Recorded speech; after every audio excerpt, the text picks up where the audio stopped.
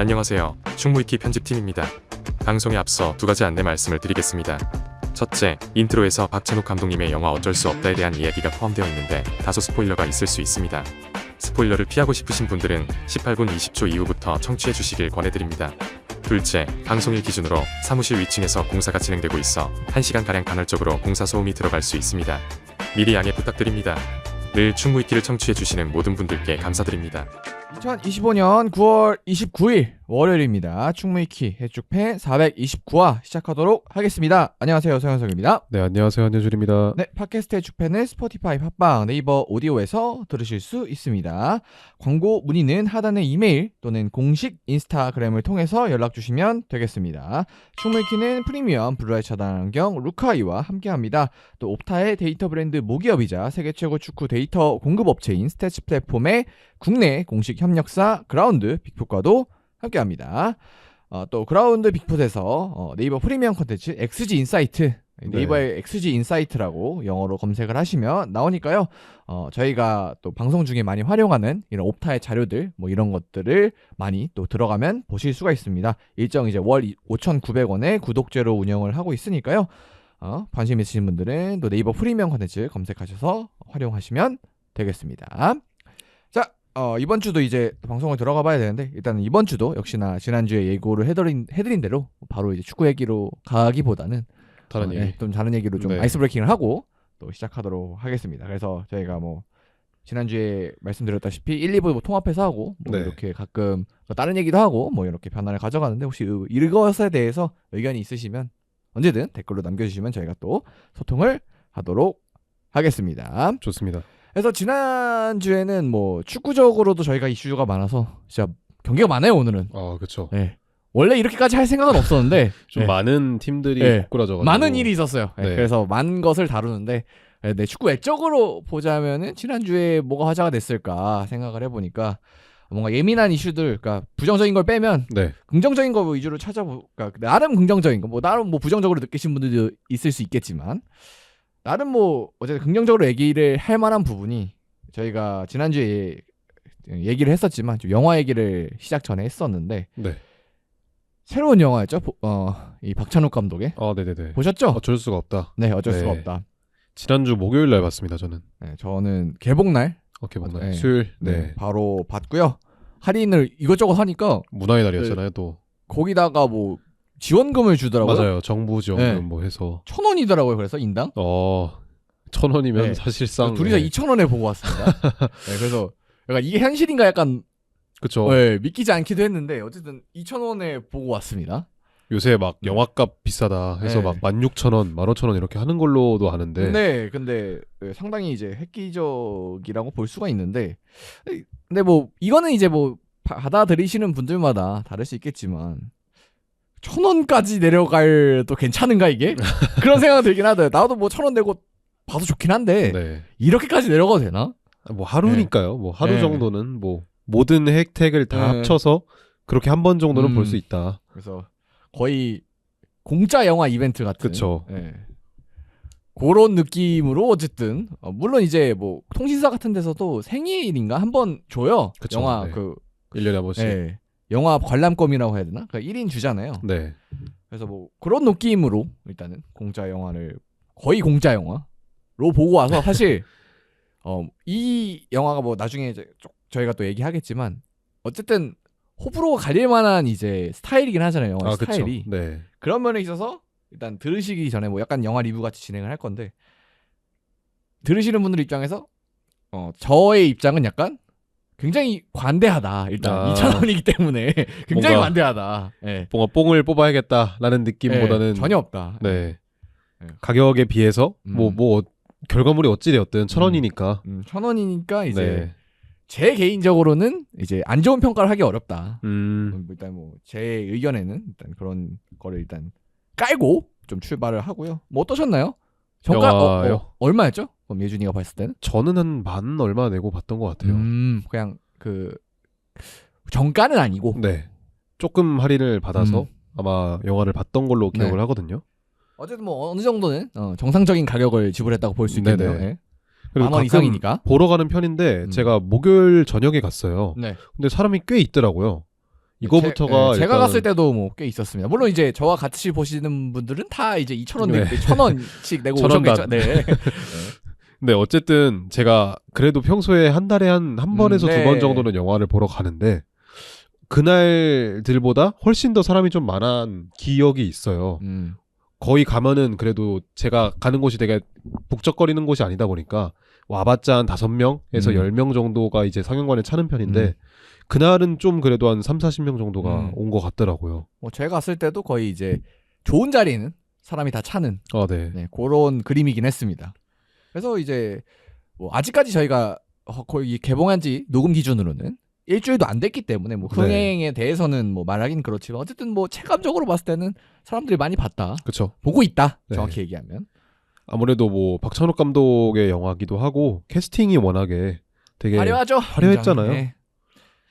그러다 보니 뭐 이병헌 배우부터 시작해서 네. 손예진 배우 이렇게 쭉쭉 뭐 차승원 배우, 이성민 배우 이렇게 가기 때문에 어쨌든 홍보도 되게 많이 됐어요. 그쵸. 박찬욱 감독의 영화 치고 굉장히. 박찬욱 감독이 조금 되게 저는 이렇게 하시는 건 못 보긴 했거든요. 네. 그 헤어질 결심이 어쨌든 평에 비해서 관객 수가 네. 조금은 모자랐다라는 말이 많잖아요. 저도 굉장히 좋아하는 영화 중에 하나기도 하고 되게 비평적으로도 성공을 거뒀습니다만 사실 상업적으로는 성공했다고 보기 힘든 네. 느낌이 있다 보니까 아무래도 이번에 조금은 좀 바이럴 마케팅을 통해서 관객들을 끌어모으려고 한 것 같은데 저는 사실 이 영화가 대중적인 영화냐라고 묻는다면 그거는 조금 아닌 것 같아요. 그렇죠. 그래서 일단은 뭐 당연히 많은 분들이 많은 평가를 해주셨지만 이제 영화를 사랑하시는 분들은 제가 뭐 개인적으로 생각했어요. 여러 가지 저도 평가를 보고 했을 때 네. 영화를 사랑하시는 분들은 굉장히 이제 긍정적인 평가를 대체로 네. 하시는 경우가 많은 것 같고 그냥 영화관에서 이제 킬링 타임이라고 하죠.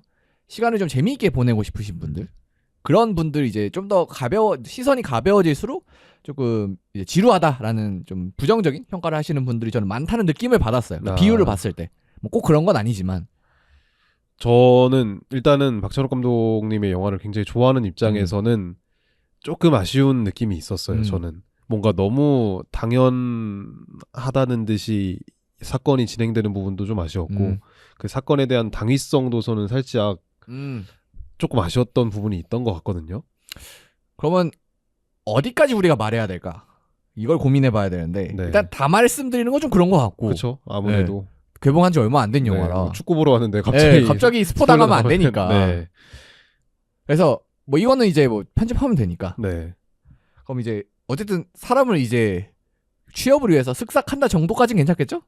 거기까지는 뭐 사실 이게 그리고 소설의 원작이 있는 영화예요. 그러다 보니까 도끼라는 이름의 소설이었죠. 네. 그러다 보니까 아무래도 이 뭔가 스토리적인 부분에 있어서는 되게 아시고 가는 것도 저는 뭐 크게 그러니까 플롯 정도는 알아도 된다. 네, 방해가 되지 않는다라고는 생각을 해요. 그래서 가장 이제 쓱싹 얘기를 해서 네. 이제 시작을 하자면 가장 사람들이 약간 몰입이 깨지는 부분이 뭐 처음 이제 뭐 가다가 뭐 당연히 이제 그 전에도 나름대로의 이유로 몰입이 깨지시는 분들도 있지만 일단 가장 많은 분들의 몰입이 깨지시는 이유가 갑자기 뭐 어려운 건 상황이 어려운 건 알겠는데 갑자기 죽여? 네. 살해를 계획해? 이거에서 약간 왜? 라고 약간 물음표하고 넘어가지 못하는 받아들이지 못하는 분들이 좀 많은 것 같더라고요. 그쵸. 그런 부분도 있고 아무래도 계속해서 박찬욱 감독님이 이야기를 하는 것 같은데 이분이 제일 잘하는 것 중에 하나는 저는 개인적으로 생각하기에는 아이러니한 상황을 다루는 데 있다고 생각이 들거든요. 그런 부분에 있어서 뭔가 복수는 나의 것이나 아니면은 과거에 있었던 올드보이 같은 작품들이 굉장히 그런 부분에 있어서 큰 좋은 평가를 받았다고 생각을 하는데 이번 작품만큼은 조금은 스토리가 예상 가게 흘러가고 예상이 되게끔 흘러가고 뭐 굳이 이제 원작 소설을 몰라도 딱 보면은 이러고 끝나겠네 싶을 정도로 끝나고 그리고 결말 자체도 좀 되게 열린 결말로 끝이 나잖아요. 그런 부분들이 조금은 뭔가 받아들이기에 더 잘할 수 있었을 것 같은데 라는 생각이 드는 것 같아요. 저는 이렇게 받아들였어요. 뭐 제가 1,000원을 내고 가서 그런지 모르겠지만 관대함이 늘어나서 그런지 모르겠지만 그래 이거는 말하자면 이제 이 영화는 현실이 영화잖아요. 그렇죠. 전 영화보다는 약간 연극 같은 느낌으로 받아들인 것 같아요. 햄릿 뭐 이런 것처럼. 아 이건 이제 그냥 장치일 뿐이고 다 아, 그러니까 현실적인 개연성은 이제 지우자. 네. 약간 죽이겠다가 나온 시점부터 저는 그렇게 받아들였거든요. 아. 모든 이제 뒤에 영화 내용은 그래, 죽이자부터 이제 이건 현실이 아니다. 그런 네. 해석도 좀 많이 존재를 네. 하죠. 그래서 저는 이제 그렇게 받아들였고 저도 이제 당연히 왜 죽이지 하는 생각은 들었지만 아 그래 죽이는 순간 아 이거는 이제 연극이고 다 이제 가짜고 이제 이 개연성 따윈 중요하지 않다. 그냥 메시지에 좀 집중을 해보자. 어쨌든 그게 뭐 저는 중요한 영화라고 저는 생각했거든요. 네. 던지는 메시지가 여러 가지 있어요. 네. 그렇죠. 뭐 네. 어쨌든 간에 이 죽이는 네. 살해를 하는 이 세 명의 인물들이 다 이 주인공과 닮아 있는 부분들이 있잖아요. 그런 부분들이 어떻게 보면은 자신의 어떤 약점이나 아니면 트라우마들을 극복하면서 자신을 한 단계 더 성장시키겠다라는 메시지로 해석이 될 것 같은데. 아무튼 뭐 저는 그렇게 받아들여서 네. 그거에 대해서는 익스큐즈를 했고 근데 다만 이제 그런 거 이제 개연성과는 별개로도 이 영화의 진행 자체가 이것도 말해도 되나? 좀 일정해요. 영화의 진행 방식이. 1번 스테이지 클리어, 2번 스테이지 클리어, 3번 스테이지 클리어. 그래서 지루함을 느끼시는 네. 분들도 아마 있었을 것 그래서 같아요. 이제 네. 결말 이렇게 되는데 결국 요 구성 자체가 좀 일정하다 보니까 네. 좀 새로운 그림이 없고 약간 지루하다. 요런 느낌을 받으실 수가 있을 것 같아요. 뭔가 서스펜스를 네. 느끼는 부분에 있어서도 뭔가 사건이 반전되는 듯한 모습에서의 서스펜스보다는 조금은 주인공이나 그 상대간의 심리관계에 있어서의 긴장감만 이끌다 보니까 이거를 이제 자세하게 파고들지 않고 그냥 오락영화로 즐기시려는 분들에게는 조금 지루하게 맞아요. 느껴질 수도 솔직히 있었을 것 같아요. 이야기의 매력도는 좀 떨어지는 영화긴 해요. 네. 이야기 자체의 매력도. 그래서 뭐 이야기가 매력적이거나 흥미있어서 몰입이 된다거나 그다음에 뭐 진짜 기막힌 반전이 있다거나 구성이 특이하다거나 이런 건 없고 그냥 흘러가죠. 네, 그대로. 흘러가고 네. 그다음에 똑같은 부분이 반복도 되고 하다 보니까 이제 부정적으로 그냥 이야기를 주목하시고 보면 부정적일 수밖에 없다. 맞습니다. 네. 냉정하게는 이렇게 봐야 될 것 같고 근데 반면 이제 뭐 너무 부정적인 것만 얘기했으니까 긍정적으로 보면은 그건 좋은 것 같아요. 저는 제 개인적인 입장이긴 한데 영화나 이런 뭐라고 해요 문학 작품 이런 거 전체적으로 책도 그렇고 뭐 드라마도 그렇고 저는 개인적으로 볼 때 그 개연성이랑은 조금 다른 부분이긴 한데 원인과 결과 이건 개연성이랑 좀 다른 부분이긴 한데 뭐라고 해야 되나 그러니까 좀 떡밥을 주는 거죠. 좀 진짜 쉽게 표현하면 떡밥을 뿌리고 떡밥을 회수하는 작업. 요거를 전 굉장히 좋아하거든요. 네. 심지어 만화를 볼 때도 그거 되게 챙겨보는 입장인데 그런 저의 입장에서 봤을 때는 떡밥을 잘 뿌리고 떡밥을 잘 회수한다. 네, 앞에 뿌린 것들을 놓치지 않는다. 그래서 그런 이제 짜임새는 좋은 것 같아요. 아 이런 장면이 나왔으니까 이런 장면이 나오고 저런 장면이 나왔으니까 또 요런 장면이 나오고 요런 이제 이야기의 개연성과는 별개로 뭔가 떡밥을 회수하는 건 괜찮다. 뭐 그게 뭐 개연성이라고 생각할 수 있는데 전 조금 다르다고 생각은 하거든요. 저도 뭐 사실 긍정적인 부분을 이야기하자면 일단 감독님의 특유의 뭔가 현실에서 없을 법한 이야기를 되게 현실적으로 꾸며내는 그런 느낌. 예를 들어서 뭐 이병헌 배우가 연기하는 만수가 있는 집 자체도 사실 일반 가정이 그런 집에서 산다? 이거 자체는 말이 안 된다고 생각을 하거든요. 아, 그렇죠. 네, 일반인 직장인이 아파트도 아니고 그런 데서 살면서 뭔가 엄청난 성공을 이룬다라는 것 자체가 일단은 말이 안 된다라고 저는 생각을 하기 때문에 뭔가 되게 판타지적으로 흘러가면서도 현실에 어떻게 보면은 한 번쯤은 있을 법한 이야기들이 이렇게 나온다는 것 자체가 굉장히 좀 재밌게 봤고요. 뭐 미장센도 저는 굉장히 좋았고요. 미장센이란 게 그런 거죠. 그 그림? 네. 그래서 저는 그 말 자체도 좀 어려운 것 같긴 해가지고. 네, 아무튼 뭐 기법 네. 표현하는. 어쨌든 좀 뭔가 다 이 영화에 나오는 거엔 다 이유가 있어요. 그렇죠. 네, 이게 뭐 쓸데없는 것 같아도 다 이유가 있어요. 뭔가 하나 나오면 나중에 그게 다 이유가 있어요. 어쨌든 뭐 길든 바로 그 이유를 바로 보여주든 좀 나중에 보여주든 다 이제 짜임새가 있는데 근데 그 짜임새가 너무 많아서 이제 약간 피로하신 분들도 있을 거고. 아, 그렇죠. 네. 이번에는 그리고 좀 더 직접적으로 보여준 부분들이 많아서 저는 가장 예시를 드리고 싶은 부분은 그 대기업 처음에 면접을 볼 때 되게 태양에 가려져서 주인공이 앞을 제대로 못 보는 듯한 네네. 장면이 나와요. 네. 그 부분을 뭔가 어떤 식으로 진행시킬까 했었는데 나중에 그냥 면접 때는 이제 뭐 태양이 잘 안 보이면서 뭔가 조금 더 의연해진 주인공의 모습이 나오는데 그런 부분도 저는 되게 흥미로웠다고 생각을 합니다. 그래서 정리를 하자면은 그냥 영화를 보면서 정말 즐거운 시간을 보내고 싶다 네. 라고 보시는 분들은 실망하실 가능성이 크고 근데 영화를 보면서 뭔가를 찾고 싶으신 부분 뭐 메시지에 대한 해석이라든가 네. 아니면은 뭐 진짜 뭐 미장센이라고 불리는 어떤 그런 것이라든가 네. 그런 그러니까 이야기 말고도 영화의 다른 부분에 관심이 많으시다면 재미있을 거다. 흥미있게 볼 수 있는 많은 포인트가 많을 것이다. 뭐 그리고 제가 어느 정도 이제 나이가 차서 그런지 모르겠지만 어쨌든 거기서 전달하고자 하는 메시지가 조금 그러니까 내가 10년 전에 봤으면은 안 와닿았을 것 같은데 네. 지금 뭐 저도 이제 사실 뭐 많은 나이는 아닌데 이제 30이니까 근데 지금에는 더 공감이 되고 아마 저보다 더 연차가 이 인생의 연차가 더 쌓이신 분들은 더 아마 크게 와닿지 않았을까 메시지에 대해서. 그래서 그 메시지를 제 완전 개인적인 느낌은 이 메시지를 처음에 이제 관객들한테 던져줄 때 그러니까 제 입장이죠. 제 입장에서 받았을 때는 되게 크게 느껴졌다. 크게 잘 와닿았다. 던져주는 메시지가. 근데 뭐 이거는 사실 사람마다 다른 거고 사실 이 고민을 그러니까 많은 사람들이 하지만 누구나 하는 건 아니기 때문에. 그렇죠. 네. 생각 안 해도 되잖아요 이런 고민. 네, 뭐 굳이 뭐 안 해도 되죠. 네. 그다음에 사실 그러니까 책임질 사람이 뭐 있는 분들도 있지만. 네. 뭐 특별히 없을까? 뭐 예를 들어 뭐 부모님께서 잘 계시다는 가정하에 뭐 그러니까 그런 것에 대해 고민을 안 하셔도 되는 분들도 있잖아요. 그렇죠. 네, 그렇기 때문에 뭐 그건 개인마다 다른 거긴 하지만 어쨌든 공감하시는 분들은 하지 않을까? 네. 뭐 그렇습니다. 네. 뭐 이제 곧 추석 연휴도 있다 보니까 뭔가 영화 한 많이들 보시지 않을까? 네, 즐겨 보고 싶다. 뭔가 조금은 킬링 타임용보다는 뭔가 킬링 타임은 기대하고 하시면은 많이 실망하실 거라. 네.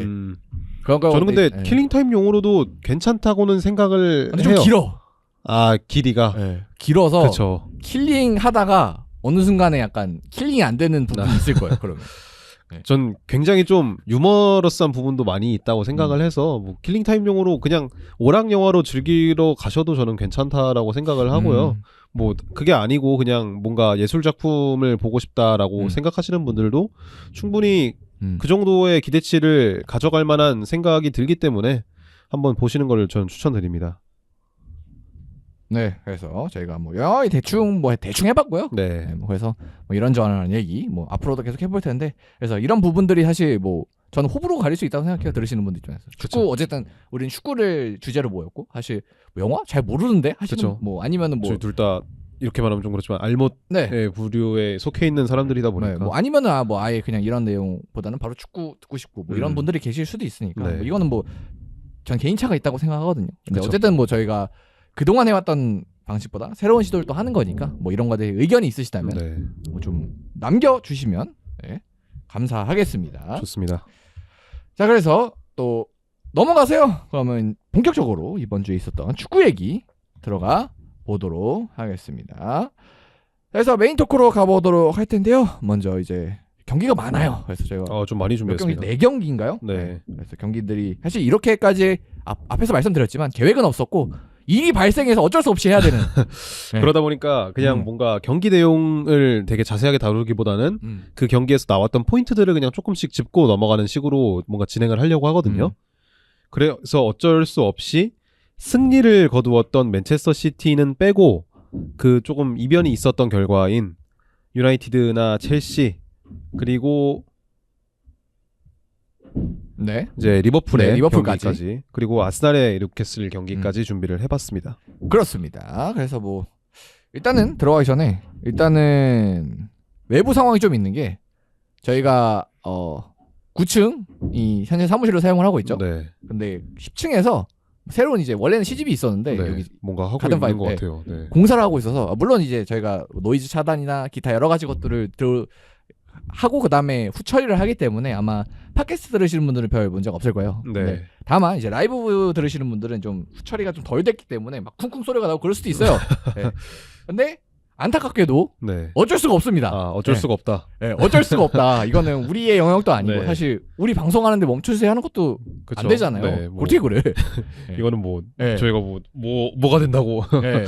그 정도는 아니기 때문에 그래서 라이브 보시는 분들은 조금 죄송하지만 오늘은 좀 감수를 해주시고 만약에 너무 불편하시면 뭐 남겨주세요. 제가 뭐 그 방법이 있긴 하거든요. 그 아예 노이즈 차단을 높게 거는 방법이 있긴 한데 뭐 이러면 이제 저희가 소리가 좀 이제 중간중간 끊기는 문제가 있어서 네. 그래서 이제 라이브 때 조금 이제 조정을 하면서 줄여놨었는데 그거 올리면 되니까 그 수치 같은 거를 그래서 라이브 보시는 분들 중에 기타 잡음 쿵쿵 소리가 너무 들어간다 하시면 뭐 채팅창에 말씀해 주시면 그런 부분들은 조절을 해보도록 하겠습니다. 그래서 첫 번째 경기인 네. 브렌트포드와 맨체스터 유나이티드 경기로 한번 들어가 보도록 하겠습니다. 그래서 일단은 먼저 스탯을 보여드리고 들어가 보도록 할게요. 그래서 저희가 준비한 또 그라운드 빅부터 쪽에서 제공해주신 스탯부터 저희가 살펴보면서 가고 있는데요. 일단 브렌트포드와 맨유 경기였고요. 결과는 3대1로 홈팀인 브렌트포드가 무난한 승리를 가져갔습니다. 그래서 뭐 XG 값을 보면 이제 1.99 대 2.11 이렇게 비슷하게 나왔지만 뭐 결론 자체는 이제 맨유가 상당히 뒤처지는 결과가 나왔고 저 XG가 비슷한 거는 이 페널티킥이 상당히 영향을 미치지 않았나. 그쵸. 네, 브루노 페널티킥은- 페르난데스가 굉장히 좀 중요한 상황에서 페널티킥을 실축을 하면서 그렇습니다. 결국에는 분위기가 좀 많이 넘어왔다고 볼 수가 있겠죠.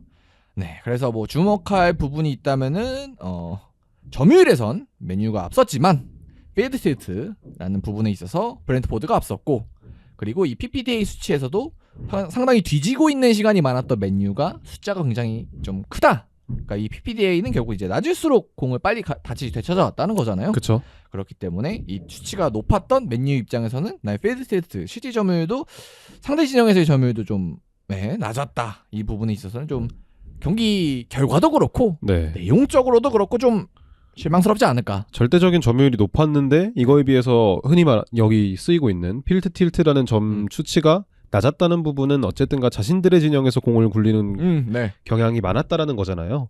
그런 부분에서 보더라도 확실히 유나이티드의 축구가 굉장히 비효율적이고 이번 경기에서도 그런 부분들이 계속해서 문제점이 반복되었다라고 볼 수 있을 것 같거든요. 그래서 뭐 경기 내용을 이제 간단하게만 좀 설명을 드리면 정리를 하고 넘어가면 일단 첫 번째 골 맥과이어의 약간 뭐라 그럴까 그 행동은 뭐라 그럴까요? 어쨌든 어떠한 행동을 했고 네. 이건 근데 뭐 저는 솔직히 이고르가 잘했다. 되게 움직임이 좋지 않았나. 어쨌든 이 맥과이어를 통한 이 수비 라인의 틈을 네. 이고르가 잘 파고 들면서 이고르 티아고가 선제골 좀 마무리도 좋았어요, 심지어. 그쵸. 네. 그 왼발로 네. 되게 잘못 때린 것처럼 궤적이 갔는데. 근데 기가 막히게 구석으로 그쵸. 네. 빨려 들어가면서 뭐 그건 사실 골키퍼 욕은 전혀 하면 안 되고 네. 그냥 이고르 티아고의 이 수비 라인을 깨는 이 라인 브레이킹 움직임이 너무 좋았다. 사실 그쵸. 처음에 다른 부분을 카메라가 잡고 있다 갑자기 넘어갔단 말이에요. 네. 그래서 옵사이드 당연히 옵사이드인 줄 알았는데 다시 보니 아니었다. 그래서 깔끔하게 선제골이 들어갔고 그리고 두 번째 골도 이제 이고르 티아고가 이제 가슴으로 공중볼을 내주고 그다음에 다시 공중볼 연결된 거를 다른 선수의 볼을 받아서 이고르 티아고 두 번째 골까지 네. 터뜨리게 되면서 전반 이제 중반 한 20분 넘어가면서부터 2대 0으로 브렌트포드가 앞서가게 됐습니다. 그래서 뭐 셰슈코가 따라가기도 했고 네. 그리고 PK도 맨유가 찬스를 잡으면서 따라갈 수 있는 찬스 자체는 얻었으나 이제 PK 실축하고 그 뒤로 이제 역습까지 한번 막판에 당하게 되면서 결국 3대 1로 브렌트포드가 이기는 결과였는데 참 뭐랄까요? 맨유 팬들 입장에서 정말 슬픈 경기가 아닐까. 그쵸. 정말 슬픈 경기가 아닐까. 뭐 일단 네. 브렌트포드 언급을 조금만 네, 하고 네. 넘어가자면 이고르치아우가 이번 경기에서만큼은 확실히 프리미어리그 첫 멀티골이거든요. 네. 확실히 자신의 존재감을 드러냈다. 이 친구가 2001년생이에요.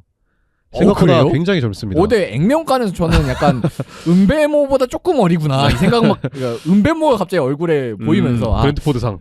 그래서 그 정도 나이겠구나. 네. 은배모 정도 되겠구나. 근데 조금 더 어립니다. 네. 근데 지난 시즌에 영입이 됐습니다만 지난 시즌은 거의 부상으로 맞아요. 통째로 날렸다고 할 정도로 몇 경기 못 뛰었대요. 몇 경기 못 뛰었고요. 이번 시즌이 되면서부터 조금씩 기회를 받고 있는데 되게 좋은 모습을 보여줬죠. 이번 경기에서만큼은. 그래서 이 선수가 사실 이정료도 사실 벨기에 리그에서 넘어왔는데 네. 그거 배경치고는 많이 받았고 그쵸. 이정료를. 네. 그렇기 때문에 이제 벨기에산 스트라이커 바로 넘어왔기 때문에 조금 의문이 있었는데 어쨌든 지난 시즌은 뭐 부상을 날렸다 치더라도 이번 시즌에 벌써 4골이거든요. 그렇죠. 네. 잘 보여주고 있습니다 일단.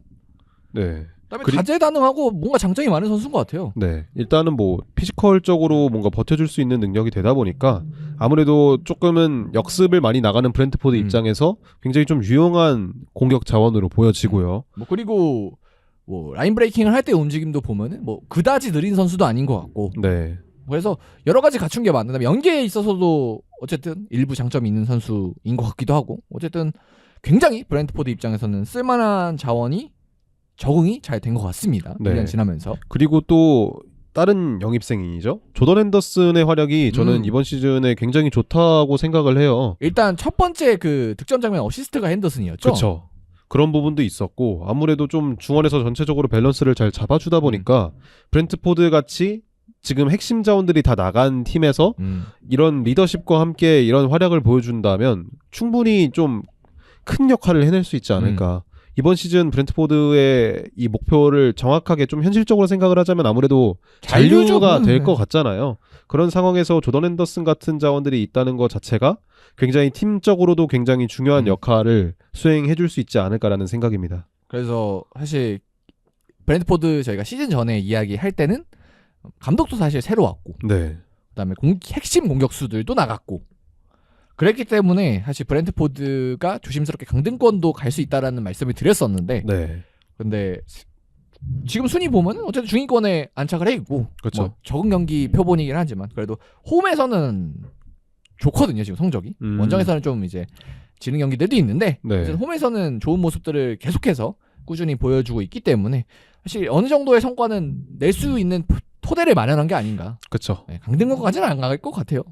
네. 일단은 뭐 강등권 경쟁까지는 안 가는 게 이번 시즌 브랜트포드의 목표가 되겠죠. 네, 근데 어쨌든 그 목표를 이룰 수 있을 것 같다. 네. 이룰 수 있는 이제 가능성이 보인다. 네. 정확히 얘기하면 뭐 그 정도는 일단 브랜트포드는 되는 것 같고 그래서 걱정보다는 괜찮은 것 같습니다. 네, 이렇게 브랜트포드가 조금은 기대보다 좋은 모습을 보였다면 맨체스터 유나이티드 같은 경우에는 이번에도 똑같이 또 이거는 대형에 대한 문제를 하지 않을 수가 없어요. 너도 알고 나눠 하든 그 3, 네. 4, 2. 그래서 뭐 오늘은 이제 카세미로가 지난 경기 퇴장 당했기 때문에 그렇죠. 그리고 어쨌든 맨유는 리그컵 떨어져서 이제 세탁을 할 시간이 없어요. 그러니까 경기가 없어요. 세탁을 할. 이제 뭐 예를 들어 옆집 산체스 같은 경우는 주중에 세탁하고 나왔거든요. 주중 그쵸, 경기가 네. 있어서. 근데 세탁을 못 하고 일단은 카세미르 결장해서 우가르테 나왔고 뭐 그거 빼고는 맨유의 명단에서 짚어드릴 거는 없지 않을까. 네. 근데 사실 이 선수의 문제라기보다는 이 대형 자체를 너무 당연히 이 대형이 뭐 완전하지 않은 거는 맞지만 이 대형을 너무 계속해서 고집하는 것 자체도 아모림에게는 큰 실책이라고 저는 생각을 하거든요. 일단은 앞서 언급 드린 대로 우가르테가 나오다 보니까 이 우가르테는 카세미르에 비해서도 공을 다루는 능력이 현저히 떨어지잖아요. 네. 그런 부분에 있어서 브랜트포드가 그냥 중앙을 막는 척만 해도 충분히 이 상대의 빌드업을 중앙을 통해서 전개되지 못하게 잘 막아낼 수 있었고 특히 이번 경기에서 도드라졌던 점은 이 백스리를 3명의 수비를 어떤 식으로 활용하느냐에 있었다고 저는 생각을 해요. 네. 어쨌든 간에 유나이티드가 계속해서 언급드린 대로 점유율 자체는 많이 가져갔었는데 자신들의 진영에서 공을 계속해서 움직인 경우 이유가 너무 많은 숫자가 자신들의 후방에 있었기 때문이라고 저는 생각을 하거든요. 근데 놀랍게도 후방에 숫자가 많으면 좀 안정적인 맛이 있어야 되는데 네. 좀 수비적인 부분에서도 안정감이 있어야 된다고 보는데 빌드업뿐만 아니라 네. 네, 어쨌든 거기서 일단 빵꾸가 났기 때문에 그쵸. 그리고 특히 이 양 좌측 우측 센터백 더리우트랑 루크쇼의 움직임이 너무 한정적이에요. 제가 생각하기에는 어쨌든 간에 이 3명의 수비수를 활용을 하려면 이 3명의 수비수 중에 한 명이라도 조금은 전진을 해서 뭔가 중원 싸움에 가담을 해주던 아니면은 공을 적극적으로 운반을 해주던 해야 되는데 이런 부분들이 맨유에게는 거의 없다시피 하다 보니까 숫자 싸움에서도 아쉽고 그리고 오늘 같은 경기에서는 우가르테 때문에 측면으로 많이 공격이 펼쳐지잖아요. 그러면은 측면에 위치하는 선수는 달로랑 도르고 한 명뿐이란 말이에요. 그러면 뭔가 스토퍼가 올라가서 이거를 해결해 준다던가 아니면은 뭔가 숫자적인 도움이라도 줬어야 되는데 이런 부분도 없다 보니까 유나이티드의 공격이 조금은 너무 단순해지는 게 아닌가라는 생각이 들 수밖에 없었던 경기라고 보여지거든요. 근데 뭐 이 얘기는 사실 너무 많이 해서 그렇죠. 네. 그래서 똑같은 문제가 또 나왔고 근데 뭐 딱히 변화는 없고 근데 저는 이러면은 그래도 좀 밸런스 안정감 공격이 답답하더라도 그거라도 잡고 갔으면 좀 나았을 거라는 생각이 드는데 근데 20분에 사실 2실점이면은 이 안정감이라는 것도 이 경기에서 무너진 거기 때문에 그쵸. 예. 그래서 요 계속해서 준비하고 있는 맨유의 플랜 A가 뭐 지난 경기는 사실 플랜 A랑은 별 관련 없는 경기였고 첼시전은 네. 그래서 또다시 이제 무너졌다 이 플랜 A가 이렇게 봐야 될 것 같습니다. 플랜 A가 무너졌는데 이 플랜 A라는 거 자체가 과연 옳은가에 대해서의 그러니까 A가 완성돼도 이게 잘 그러니까 좋은 방향성인가? 네.에 대해서의 질문을 거의 한 2-3달째 반복하고 있는 것 같거든요. 사실 답변은 명확하긴 하죠. 어쨌든 이 플랜 A는 아모린 감독이 생각하는 정답이고 네. 그 정답을 바꿀 생각은 없다고 누누이 몇 차례 얘기를 했었고 그렇죠. 그래서 만약에 뭐 맨유의 보드진 쪽에서 이 플랜 A가 정답이 아니다 라는 판단이 서게 된다면 네. 그런 생각이 든다면 그냥 그거밖에 없죠. 경질 그거밖에 없죠 사실. 그쵸? 그래서 이 플랜 A가 좋냐 안 좋냐 의 얘기로까지 이제 가야 되는데 그럼 어쨌든 예준이 의견은 이 플랜 A라는 시스템 자체가 안 좋아 보인다. 네. 지금 뭔가 계속해서 안 풀리고 있으면은 조금이라도 변화를 가져가야 되는데 계속 그냥 손을 놔버린 느낌이 들어요. 뭔가 조금의 이 3-4-2-1의 전역을 바꾸지 말라 이 말이 아니라 여기서라도 조금씩 뭔가 변화를 가져갈 수가 있잖아요. 뭐 그래도 나름 이 미세 조정 가끔 들어가긴 하거든요. 네. 네, 뭐 수비수가 뭐 지난 경기 뭐로 치면 수비수가 잠깐 나오다든가 수비할 때 나와준다던가 네. 아니 뭐 이런 미세 조정들이 있긴 한데 아니면 뭐 윙백에서 뭐 다른 선수가 다른 움직임을 보인다거나 뭐 달로의 인포티드 같이 뭔가 가끔 나오긴 해요. 네, 그런 부분에 있어서의 접근성이 좀 떨어지는 게 아닌가. 근데 이제 여타 다른 이제 평균적으로 보유하는 감독 왜냐하면 어쨌든 변화의 수준은 저는 경기가 안 풀릴수록 내용이 안 좋을수록 상황이 안 좋을수록 좀 심하게 돼야 된다고 생각하거든요. 근데 평균적으로 감독들이 행하는 그런 변화에 비해서는 변화의 폭이 굉장히 좁은 건 사실이죠. 그쵸. 네.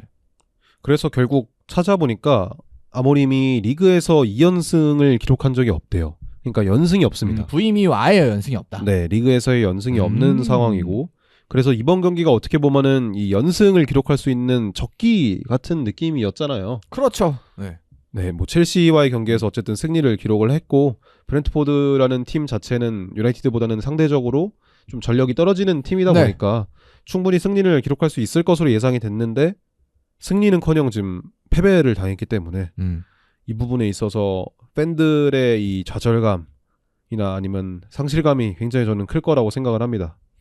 그래서 저희가 지난주에 첼시랑 경기, 맨유 첼시 경기 리뷰하고 이제 마지막에 후톡하면서 아모림의 운명에 있어서는 이 브렌트포드전과 썬더랜드전이 중요할 수도 있다. 아, 네. 라는 말씀을 약간 우스갯소리로 드렸었는데, 예.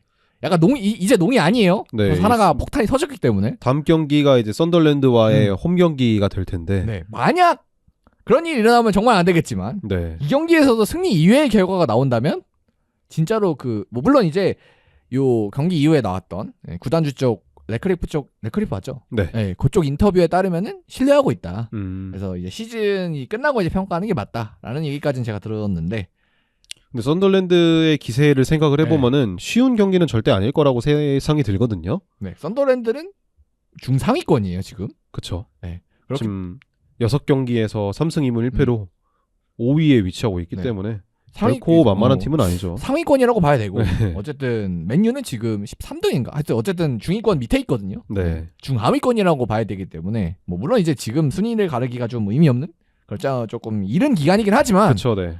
어쨌든 초반 네. 페이스가 썬더랜드는 좋은 데에 비해 유나이티드는 좋지 못하다라고 정리할 수 있을 것 같은데 만약에 이 경기 지면은 안필드 원정을 가야 돼요. 네. 그러면은 이게 이렇게까지 계속해서 패배하게 된다면 아무래도 초반임에도 불구하고 일찌감치 좀 유럽 대항전과의 거리가 벌어질 수 있기 때문에 뭐 게다가 리그컵도 떨어진 상황. 네. 물론 FA컵에서 변수를 일으킬 수도 있겠지만 사실 FA컵만 보고 이 몇 달일까요? FA컵 이제 뭐 한 1월쯤에 하잖아요. 2월. 1월 1일 날 막 3라운드 지로 들어가고 그러니까 그때까지 한 2달을 그냥 손 놓고 기다려야 되는데 그 전에 결정이 나올 수도 있겠다.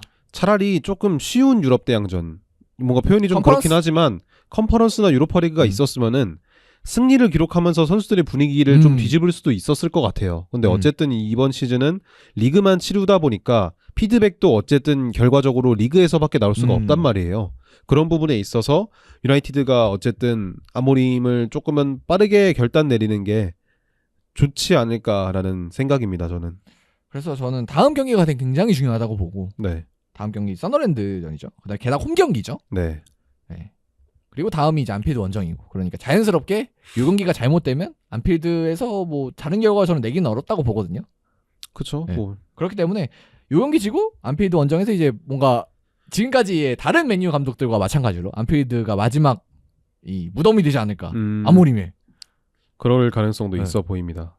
그리고 썬더랜드가 진짜로 잘해요 지금. 네, 진짜 이건 이 우스갯소리가 아닙니다. 맨유를 무시해서 하는 행동이 아니고 그냥 썬더랜드가 잘해요. 그렇기 그렇죠. 때문에 진짜 초반 기세가 좋죠. 네, 그리고 맨유와의 궁합을 생각해도 그림이 뭔가 잘 맞아서 썬더랜드 플레이 스타일과 네. 맨유의 궁합이 좀 잘 맞아서 그래서 위험합니다. 그리고 뭐 마지막으로 살짝 뭐 언급을 하나 드리면 뉴스를 로마노에 따르면 이 차비 감독 바르셀로나 감독을 했었죠. 네. 바르셀로나 레전드 차비 감독이 곧바로 맨유에 합류할 의사가 있다. 부르면 간다. 라는 이야기가 있다고 합니다. 그런 네. 얘기가 있어요. 차비가 근본적인 해결책이 될지는 뭐 사실 모르지만 의문이 근데 이거보다 들죠. 낫지 않을까 하는 뭐 생각도 들기도 하고요.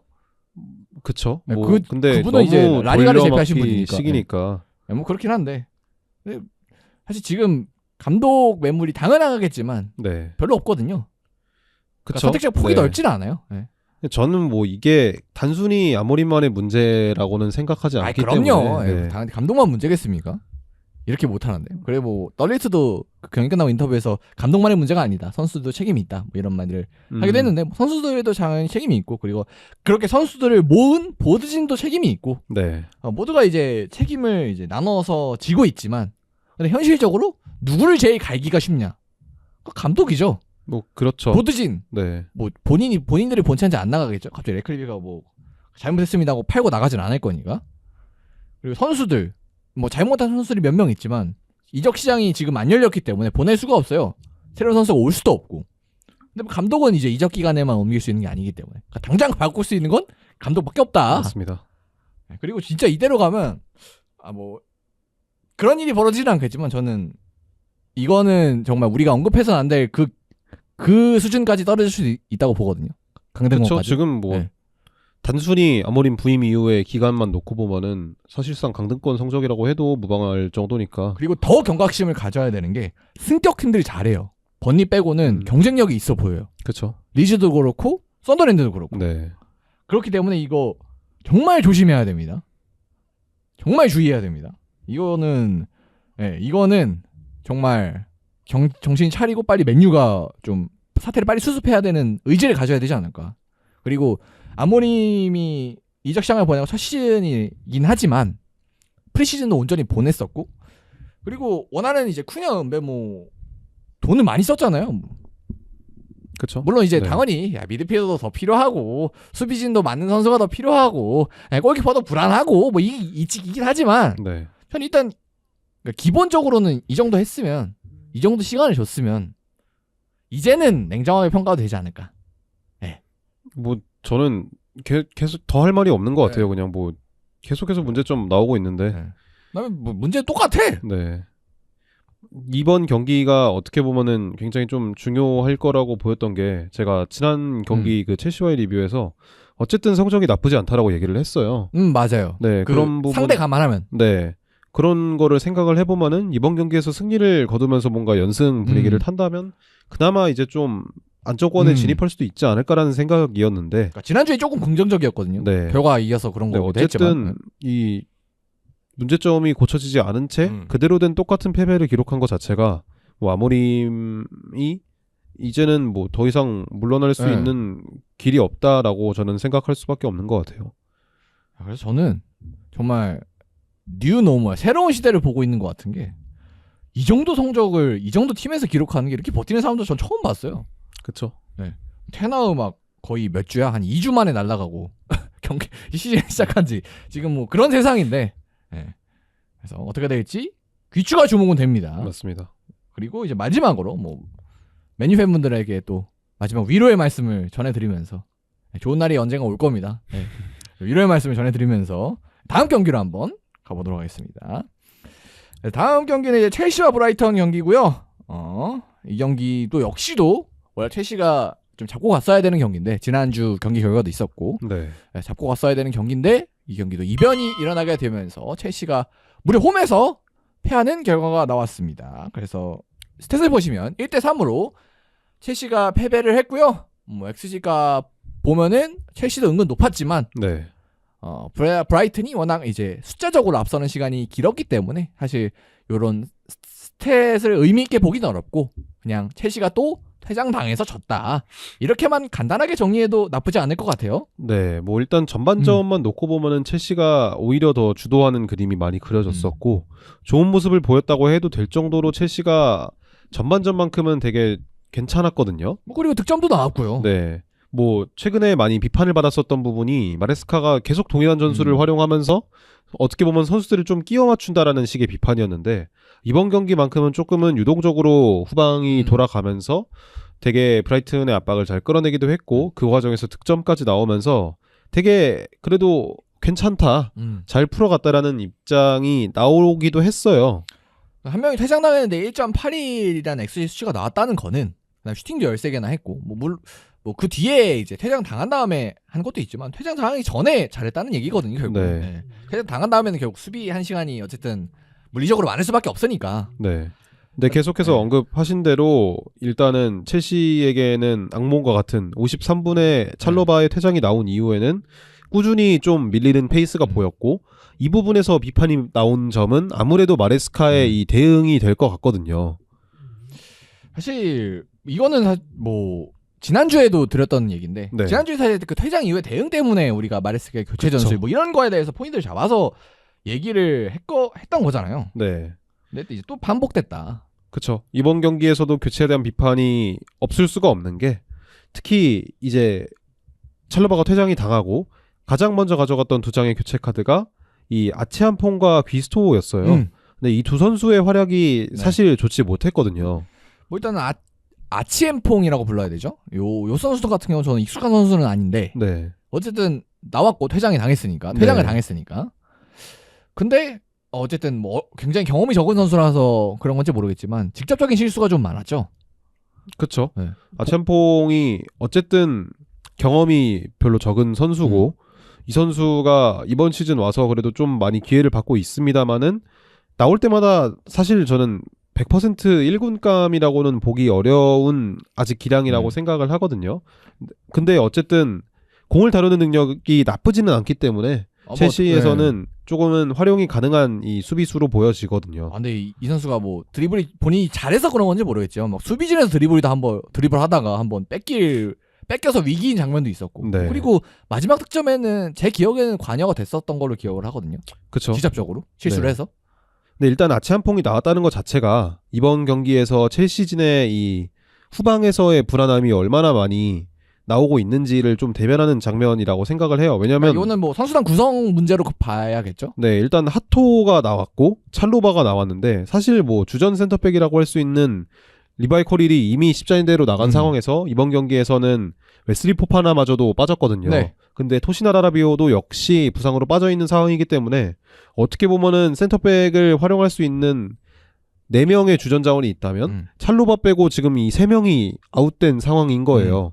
그러면은 살로바라도 좀 좋은 활약을 보여줬어야 되는데 찰로바마저도 좀 퇴장을 당하면서 하토와 뭐 아치안퐁 그리고 나중에 나온 바디아실 같은 자원들이 나왔다는 것 자체가 첼시에게는 이 후방에서의 구성이 조금 많이 뭉개되고 있다라고 밖에 볼 수 없을 것 같아요. 그래서 저는 뭐 아치엠퐁이 당연히 이전까지 시간들을 받았었기 때문에 자연스럽게 나온 것 같은데 네. 그래도 이 친구보다는 바디아실이 뭐 저 어떤지 모릅니다. 최근엔 그러니까 많이 안 나왔기 때문에 네. 어떤지는 뭐 훈련 해봤으니까 뭐 마리스카가 제일 잘 알겠지만 네. 그래도 이 선수가 조금 더 안정적이지 않을까 하는 생각이 들긴 하더라고요. 뭐 굳이 구분을 하자면 그 마레스카는 되게 센터백을 활용할 때도 이 선수가 중앙에서 활용될 수 있는지 아니면은 스토퍼로 활용이 될 수 있는지를 철저하게 좀 분리를 하는 편이에요. 근데 찰로바나 아니면은 아치안퐁이나 토신, 코릴 같은 자원들은 좀 중앙에서 활용이 된다면 하토나 바디아실 같이 조금은 더 볼플레잉에 특화된 자원들은 측면에서 활용을 하는 편이거든요. 변형 백스리를 활용할 네. 때. 그런 점에서 아치안퐁이 바디아실보다 우선순위에 있었다고 생각을 한 것 같아요.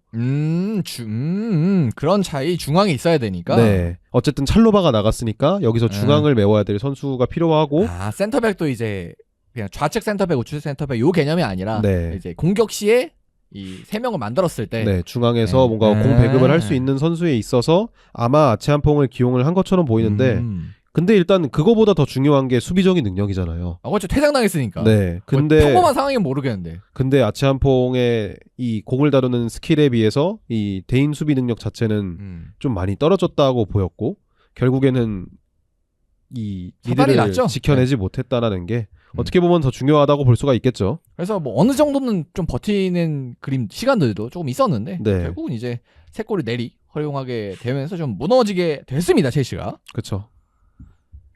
그래서 뭐 일단은 이 경기가 무너지게 되면서 리그만 따지면 뭐 주중 경기에서는 다른 결과가 있었지만 네. 3경기 연속 승리가 없습니다. 그렇죠. 그래서 사미 목벨의 기사에 따르면 최근 몇 주간 이 마레스카의 입지에 대해서 외부적으로 분위기 변화가 감지되고 있다라고 기사가 나왔어요. 뭐 다들 아시겠지만 마레스카가 클럽 월드컵을 우승하고 나서 굉장히 좀 민심이 최고조에 이르렀었는데 최근 경기 결과들에 따라서 마레스카를 많이 비판하시는 분들도 늘어났다고 저는 생각을 해요. 물론 그 3경기 무승 3경기 중에 2경기가 퇴장이 있었던 경기이기 때문에 네, 이건 사실 감독 입장에선 재앙이긴 하거든요. 그렇죠. 그래서 재앙은 어쨌든 맞았으니까 재앙 속에서 있었기 때문에 약간 뭔가 정상 참작을 할 수 있는 여지는 있는 것 같긴 하거든요. 그래서 네. 나오는 게 이 보드진에 대한 비판, 이적 시장에 대한 비판이 나오고는 있어요. 첼시가 사실 이적 시장을 되게 잘 보냈다고 평가를 받았습니다만 지금 와서 돌이켜서 생각을 해보니까 코릴이 십자인대 부상으로 거의 시즌아웃을 당했는데 왜 센터백을 영입하지 않았냐에 대한 비판이 많이 존재를 하고 있거든요. 뭐 일단은 센터백 영입 링크가 없었던 건 아니었던 걸로 기억은 하거든요. 그쵸? 네. 뭐 아스날로 갔던 인카피에 링크도 음. 있었고요. 뭐 다른 여러 자원들에 대한 링크도 있었습니다만 결국에는 영입을 하지 네. 않았죠. 그러면서 어쨌든 포파나도 그렇고 뭐 바디아실 같은 자원도 그렇고 다 부상이 상수가 같은 자원들이잖아요. 근데 이런 자원들을 여전히 스쿼드에 데리고 있음에도 영입을 하지 않았다는 부분이 첼시 팬들에게는 조금은 답답한 부분이 될 수가 있겠죠. 그래서 이 시점에 사실 언급되긴 좀 그럴 수도 있지만 약간 버려진 디사시 얘기도 나오고 아, 그렇죠. 그럴 만큼 어쨌든 지금 현재로서 첼시의 센터백 상황이 굉장히 좋지가 않습니다. 네. 물론 이제 이적 시장을 닫을 당시에는 코릴이 아직 살아 있었기 때문에 네. 부상당할 줄 몰랐겠죠. 네. 아마 근데 코릴이 죽었나? 부상당하고 있을 거예요. 시간이 그게 조금은 있었을 시장 거예요. 전인가요? 네. 저기- 아예 다치기 전이었던 걸로 기억을 네네. 하는데 그러면은 좀 그러면 좀 이거에 대해서는 좀 비판할 여지가 좀 크긴 하겠네요. 그쵸. 네. 아무래도 첼시가 좀 되게 주도적인 축구를 하고 그리고 점유율을 높게 가져가면서 뒷공간을 많이 커버해야 된다는 거를 생각을 해봤을 때 센터백이 지난 시즌에도 사실 문제가 있었거든요. 네. 사실 코릴 자체도 완전한 선수는 아니었어요. 뭐 수비적인 그렇죠. 부분에 네. 있어서 뭐 반다이크나 살리바처럼 되게 뒷공간을 커버하는 데 있어서 뛰어난 모습을 보여주는 선수가 아니었음에도 첼시 팬들이 지금 계속해서 그리워하는 이유 중에 하나는 그나마 그래도 코릴이 있었을 때 빌드업적인 부분이나 아니면은 이 수비적인 부분에서 그나마 좋은 모습을 보였기 때문이라고 저는 생각을 하거든요. 그래도 어쨌든 일정 성적을 지난 시즌에 거뒀었고 그 중심에 뭐 코릴이 있었기 때문에 네. 뭐 코릴이 없어지면은 이제 영향이 있는데 그 영향에 대처를 못했다라는 그쵸. 거는 뭐 비판을 받을 만한 부분인 것 같습니다. 뭐 그래서 뭐 없어진 선수가 돌아오는 건 아니고 네. 그리고 첼시는 더군다나 챔피언스리그를 이제 병행을 하는 상황이기 때문에 맞습니다. 뭐 다른 선수들이 뭐 이제 돌아온 선수들도 있을 수도 있겠지만 어쨌든 센터백의 뎁스 문제는 여전할 것 같거든요. 그렇죠. 뭐 그리고 갑자기 뭐 아팠던 이 선수들이 갑자기 건강해지는 건 또 아니고 네. 그런 거기 때문에 물론 이제 뭐 그거 오늘 퇴장당했던 찰로바는 이제 나올 수 있겠죠 챔스에서 상관없으니까 그쵸. 그건. 그래서 앞으로의 네. 일정을 좀 살펴보면 벤피카와의 홈 경기 챔피언스리그죠. 그리고 이제 리버풀 홈 경기, 노팅엄 원정 경기, 그리고 아약스와의 챔피언스리그 홈 경기, 그리고 썬덜랜드입니다. 근데 사실 뒤에 부분보다 중요한 거는 저는 벤피카와의 챔피언스리그 경기, 그리고 리버풀과의 홈 경기라고 생각을 해요. 네. 어쨌든 간에 벤피카와의 경기가 중요하다고 생각을 한 거는 벤피카라는 팀이 뭐 까다로워서도 있겠지만 일단 1차전을 졌잖아요. 1차전을 졌는데 2차전까지 지면은 저는 사실 조금은 흔들릴 수 있다고 생각을 해요. 플레이오프권에 있어서. 그런 부분에서도 반드시 승리가 필요한 경기라고 보여지고, 그리고 리버풀과의 홈 경기에서도 리버풀이 좋은 모습을 보여주고 있지만 어쨌든 좋은 모습을 보여주고 있다고 봐야겠죠. 뭐 성적은 좋죠. 뭐 네. 1패밖에 안 했으니까. 첼시가 만약에 이번 경기까지 승리를 하지 못한다면 더 아래로 내려갈 가능성이 존재를 하기 때문에 첼시로서는 두 경기에서는 모두 승리가 필요한 상황으로 보여집니다. 그래서 일단은 지금까지는 여러 의문인 부분들이 있지만 네. 회장이라는 이 정말 악재가 생겼었고 이 악재의 영향이 분명히 큰 영향을 이제 줬잖아요. 결과에 있어서. 그렇죠. 이게 제일 큰 영향이었기 때문에 뭐 문영이 어쨌건 뭐 교체가 어쨌건 이거는 뭐 부차적인 거고 네. 두 번째 문제고 1번은 퇴장이었기 때문에 퇴장이 없는 상황에서 정상적인 경기를 치렀을 때 마레스카가 어떤 모습을 보여주느냐 벤피카 뭐 리버풀 이렇게 이어서 뭐 그게 좀 중요할 것 같습니다. 맞습니다. 그래서 뭐 지금 이제 여러 가지 의문 그리고 스쿼드적인 문제가 있긴 하지만 일단은 이거는 좀 더 정상적인 경기들이 몇 경기 이어졌을 때 평가를 해봐야 되지 않을까. 네. 네. 그리고 이제 뭐 브라이튼 얘기를 조금만 하고 넘어가자면 네. 뭐 확실히 그래도 웰백이 해줬다. 어쨌든 스트라이커에 대한 고민이 있는 브라이튼이라고 저는 네. 보여지거든요. 뭐 주앙 페드로가 떠났기 때문에. 네. 그러면서 영입한 자원들이 되게 직전감이 아닌 선수들이 영입이 됐어요. 뭐 치마스라든지 다른 자원들이 꽤 비싼 이적료에 영입이 됐음에도 불구하고 브라이튼의 공격에 지금 당장 도움이 되지 못하고 있는 상황인데, 그래서 사실 리터가 최전방 스트라이커로 나오고는 있어요. 근데 리터가 저는 이 원톱에 쓰기에는 조금 아쉬운 모습이 있다고 생각을 해요. 뭐 포워드가 안 되는 선수는 아닙니다만 네. 그거보다 조금 더 내려가는 게 더 좋은 선수긴 그렇죠. 하죠. 주앙 페드로랑 뭔가 비슷한 네. 느낌이라고 보시면 될 것 같은데, 어쨌든 데니 웰백이 그런 부분에 있어서 돌아와서 득점을 기록했다는 것 자체가 굉장히 좀 긍정적인 부분이라고 볼 수 있을 것 같고, 민테가 좋은 활약을 보여줬습니다만 미토마는 사실 살짝 아쉬웠다고 보여지거든요. 근데 미토마의 활약이 최근에 썩 좋지 못합니다. 이번 시즌 들어서 특히 뭔가 드리블적인 부분에서 읽혔다? 라고도 볼 패턴이 수 좀 있을 보인다. 것 같은데 이 미토마가 이러한 어떻게 보면 사소한 위기들을 어떤 식으로 극복하는지도 조금은 나중 브라이튼의 경기에 있어서 중요한 포인트라고 보여지면.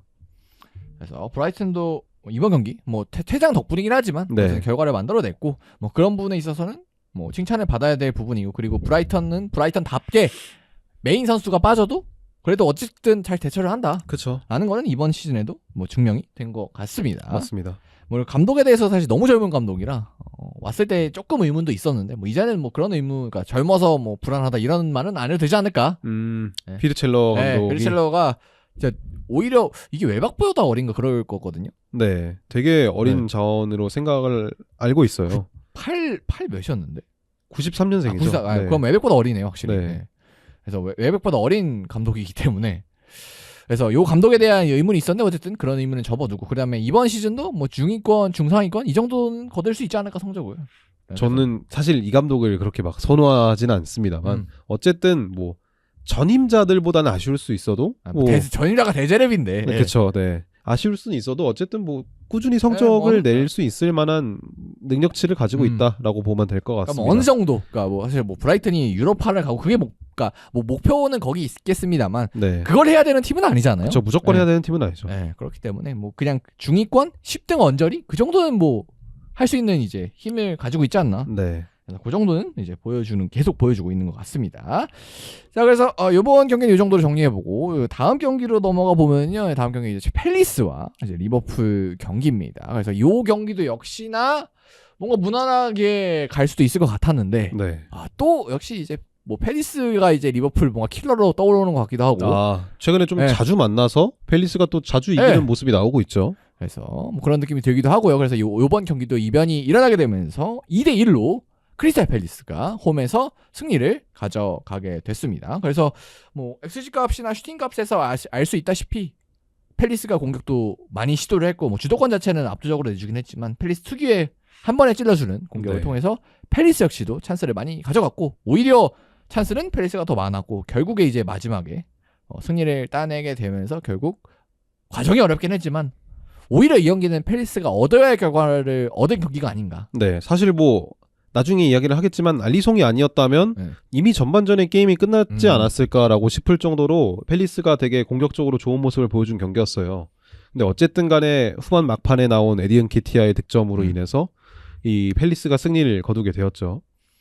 그래서 이 경기는 일단 초반부터 리버풀이 점유를 하고 뭐 팰리스가 네. 이제 역습을 시도하는 뭐 그런 이제 우리가 너무 많이 봤던 뭐 커뮤니티 쉴드에서 봤고 이 리그급 결승에서도 봤고 네. 뭐 리그 맞대결에서도 봤고 그런 그림들이 쭉 이어지긴 했습니다만 그 쭉 이어지는 흐름 속에서 일단 선제골이 빨리 나왔다는 게 물론 이제 그런 이제 흐름과는 상관없이 세트피스가 나오긴 했습니다만 네. 일단 선제골이 빨리 나온 게 조금 이 경기 흐름에 영향을 많이 준 것 같아요. 그렇죠. 아무래도 네. 이런 경기 흐름 속에서 흔히 말하는 언더독이 선제골을 기록을 하면은 아무래도 이 끌려다닐 수밖에 없잖아요. 네. 리버풀 입장에서는 확실히 좀 득점이 필요한 상황이 돼버리고 팰리스 입장에서는 리드를 지키기만 해도 승리를 거둘 수 있는 상황이 되다 보니까 이런 경기 흐름이 그려지면 팰리스는 경기를 운영하기에 너무 좋아지죠.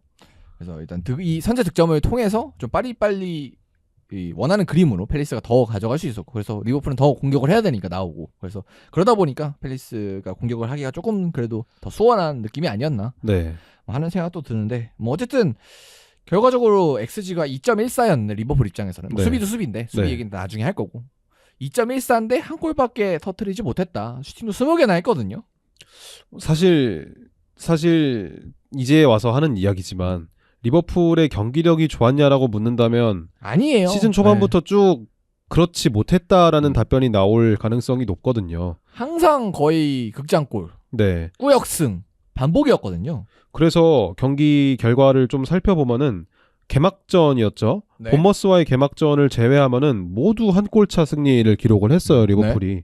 전승을 기록했음에도 좀 좋지 못한 경기력과 함께 이런 한 골차 승리를 기록했다는 것 자체는 어떻게 보면은 운이라고도 볼 수 있는 부분이에요. 근데 그렇죠. 예.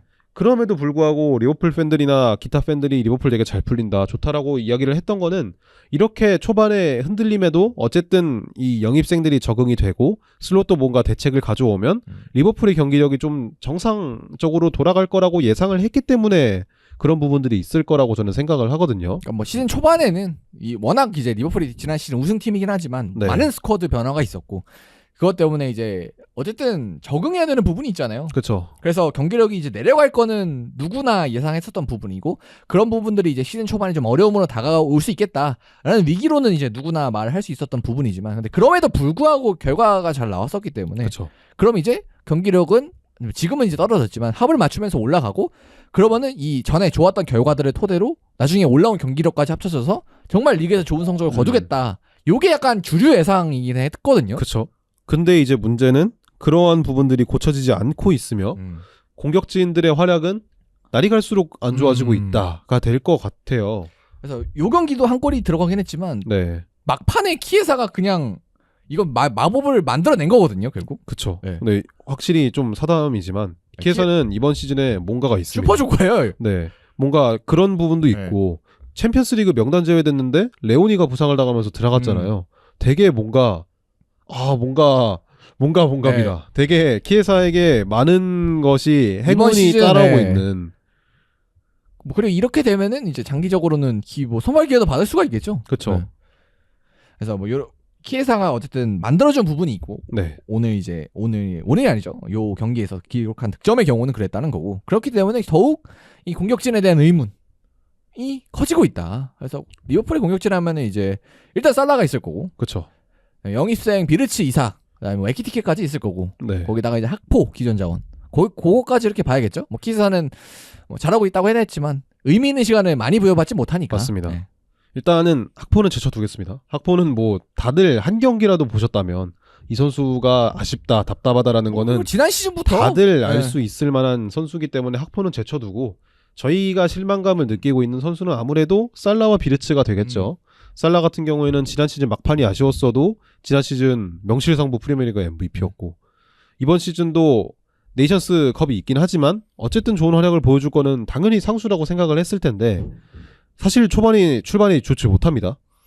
일단은 포인트적인 부분에 있어서도 미진한 부분이 있고 그래도 좀 쌓고는 있는데 네. 사실 물론 뭐 제가 미진하다고 얘기하는 건 지난 시즌과 비교해서 드리는 그쵸, 말씀입니다. 네.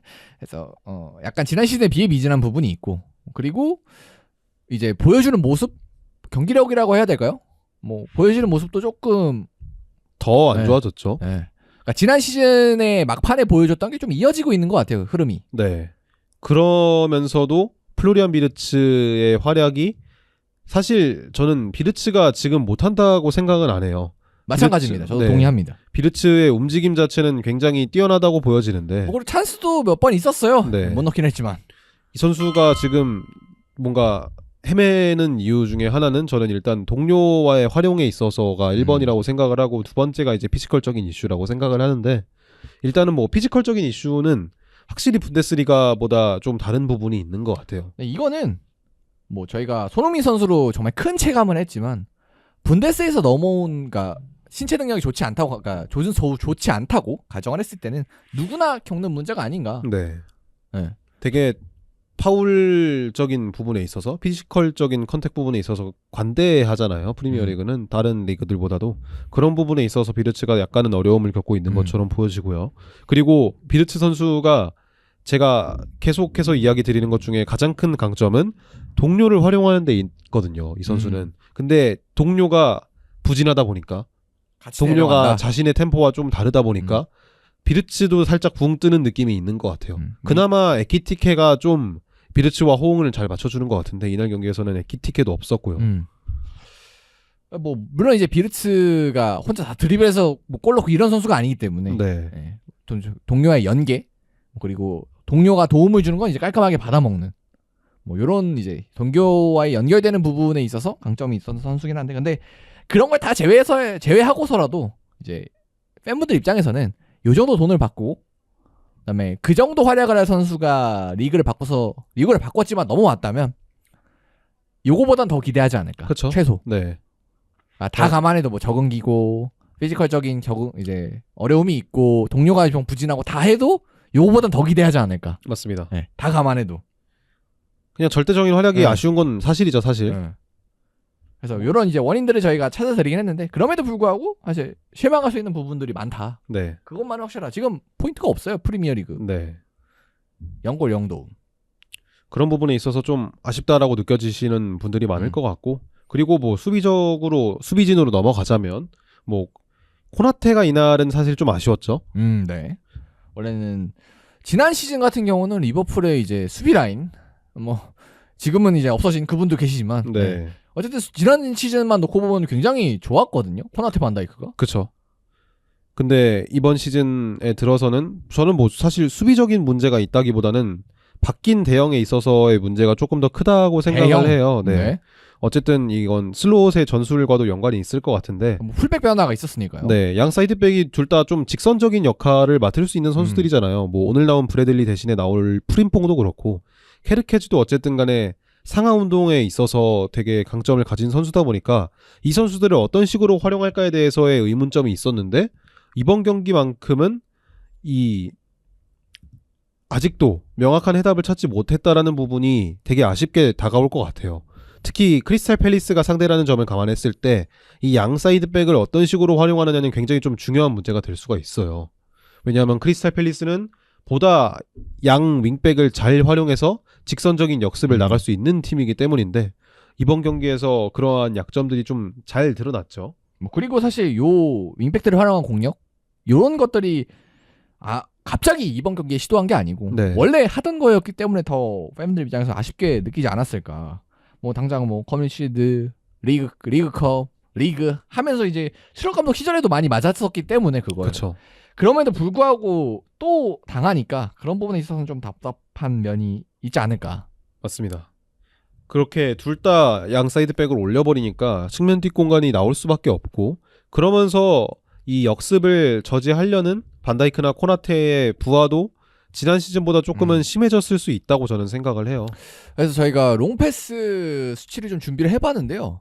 이 수치를 준비할 때는 못 깨달았던 건데 요 얘기를 듣고 보니까 은근 측면으로 좀 가는 롱패스가 좀 있네요. 맞네요. 뭐 팰리스의 특징 중에 하나죠. 뭐 특히 우측면 이 무뇨스를 활용한 측면 공격이 팰리스의 가장 큰 장점 중에 하나인데 뭐 그리고 오늘은 뭐 물론 이제 요 약간 뭐 어떤 지점이라고 해야 될까? 이 박스와 이 하프라인 가운데 그 지점으로 중앙으로 가는 것도 있지만 사실 풀백 뒤로 가는 롱패스도 꽤 보이거든요. 네. 뭐 네. 단순히 마테타를 활용한 롱킥도 있겠지만 지금 보이는 것처럼 측면으로 향하는 롱패스도 자주 시도하는 네. 펠리스이기 때문에 리버풀이 이날 경기에서만큼은 사이드백을 어떤 식으로 활용하느냐에 대해서 조금은 조정할 필요가 있어 보이긴 했어요.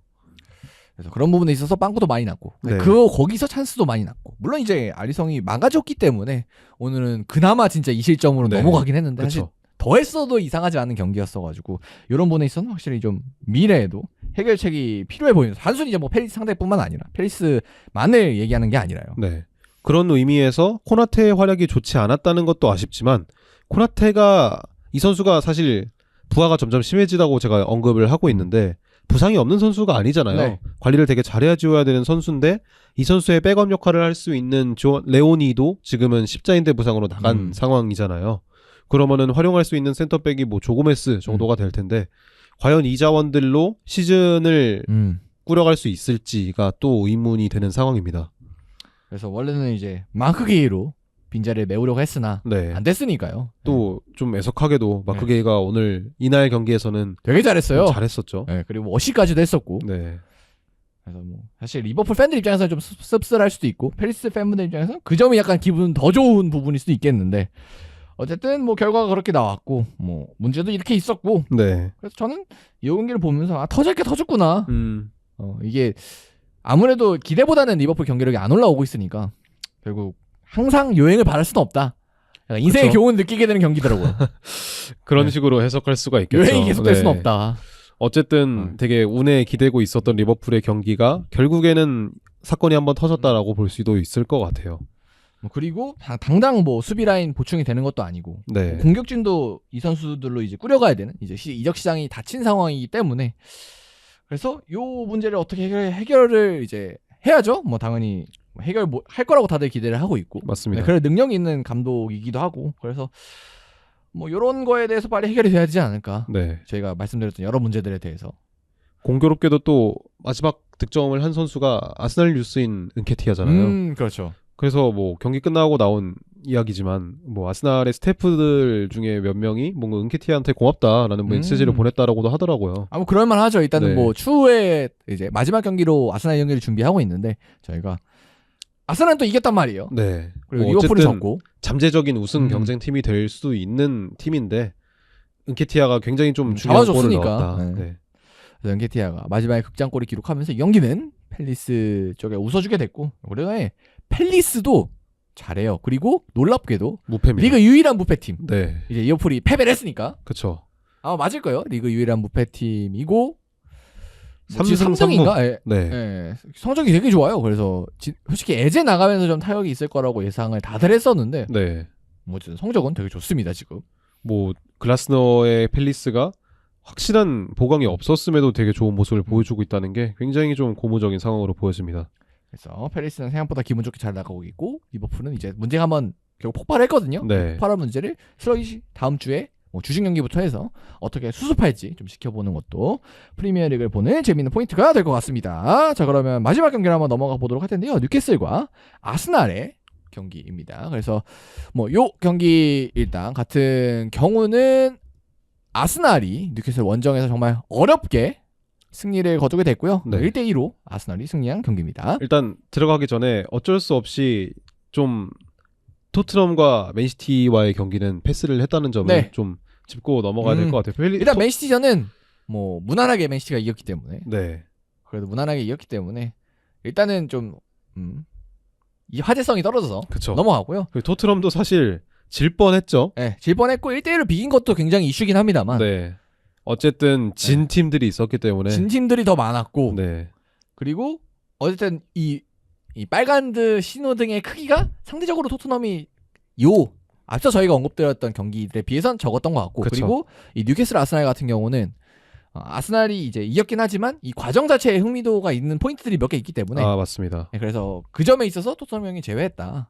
그리고 요번 주에 또 저희가 요 경기들뿐만 아니라 대표팀도 명단이 발표가 됐기 때문에 네. 그 이야기를 안 다룰 수가 없어요. 그래서 이어서 네, 불량상의 이유로 토트넘 형이 빠졌다. 네. 이 말씀을 일단 드립니다.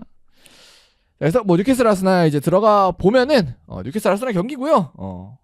그래서 아스날이 이겼습니다. 되게 어이, 과정은 정말 험난했지만 근데 이렇게 숫자만 넣고 보니까 무난하게 이긴 경기 같아. 되게 뉴캐슬이 일찌감치 내려앉으면서 아스날에게 좀 좋은 수치가 나올 네. 수밖에 없는 상황이 돼버리긴 했죠. 그래서 뭐 XG도 뭐 0.61대 2.04 이렇게 아스날이 앞섰고 슈팅도 뭐 8개 대 20개, 유효 슈팅 3대 7, 뭐 점유율도 62.7대 37.3, 뭐 필드 틸트도 뭐 66대 34, PPDA는 뭐 더 10대 20 뭐 이렇게 굉장히 숫자적으로는 많은 차이가 났습니다. 뭐 일단 경기 내용을 조금만 이야기를 하자면 아스날은 이번 경기에서도 트로사르를 선발로 출전을 시켰어요. 그러면서 맨체스터 시티전과 같이 트로사르를 조금 중앙에 개입시키는 모습을 보였는데 역시 이것도 맨체스터 시티와의 경기와 동일하게 뉴캐슬이 되게 강하게 전방 압박을 가져갔습니다. 그러면서 중원에서의 맨투맨을 가져가다 보니까 트로사르가 중원에 가담할 때 순간적으로 수적 우위가 발생하는 장면들이 많았고 이거를 통해서 아스날이 풀어가자라고 생각을 했던 것 같아요. 근데 이제 아쉬웠던 부분이라면 뉴캐슬은 거의 전 지역에 가깝게 데인마크를 가져가면서 트로사르마저도 센터백이 올라가면서 커버를 해줬고 그런 부분에서 아스날이 조금은 어려움을 겪었죠.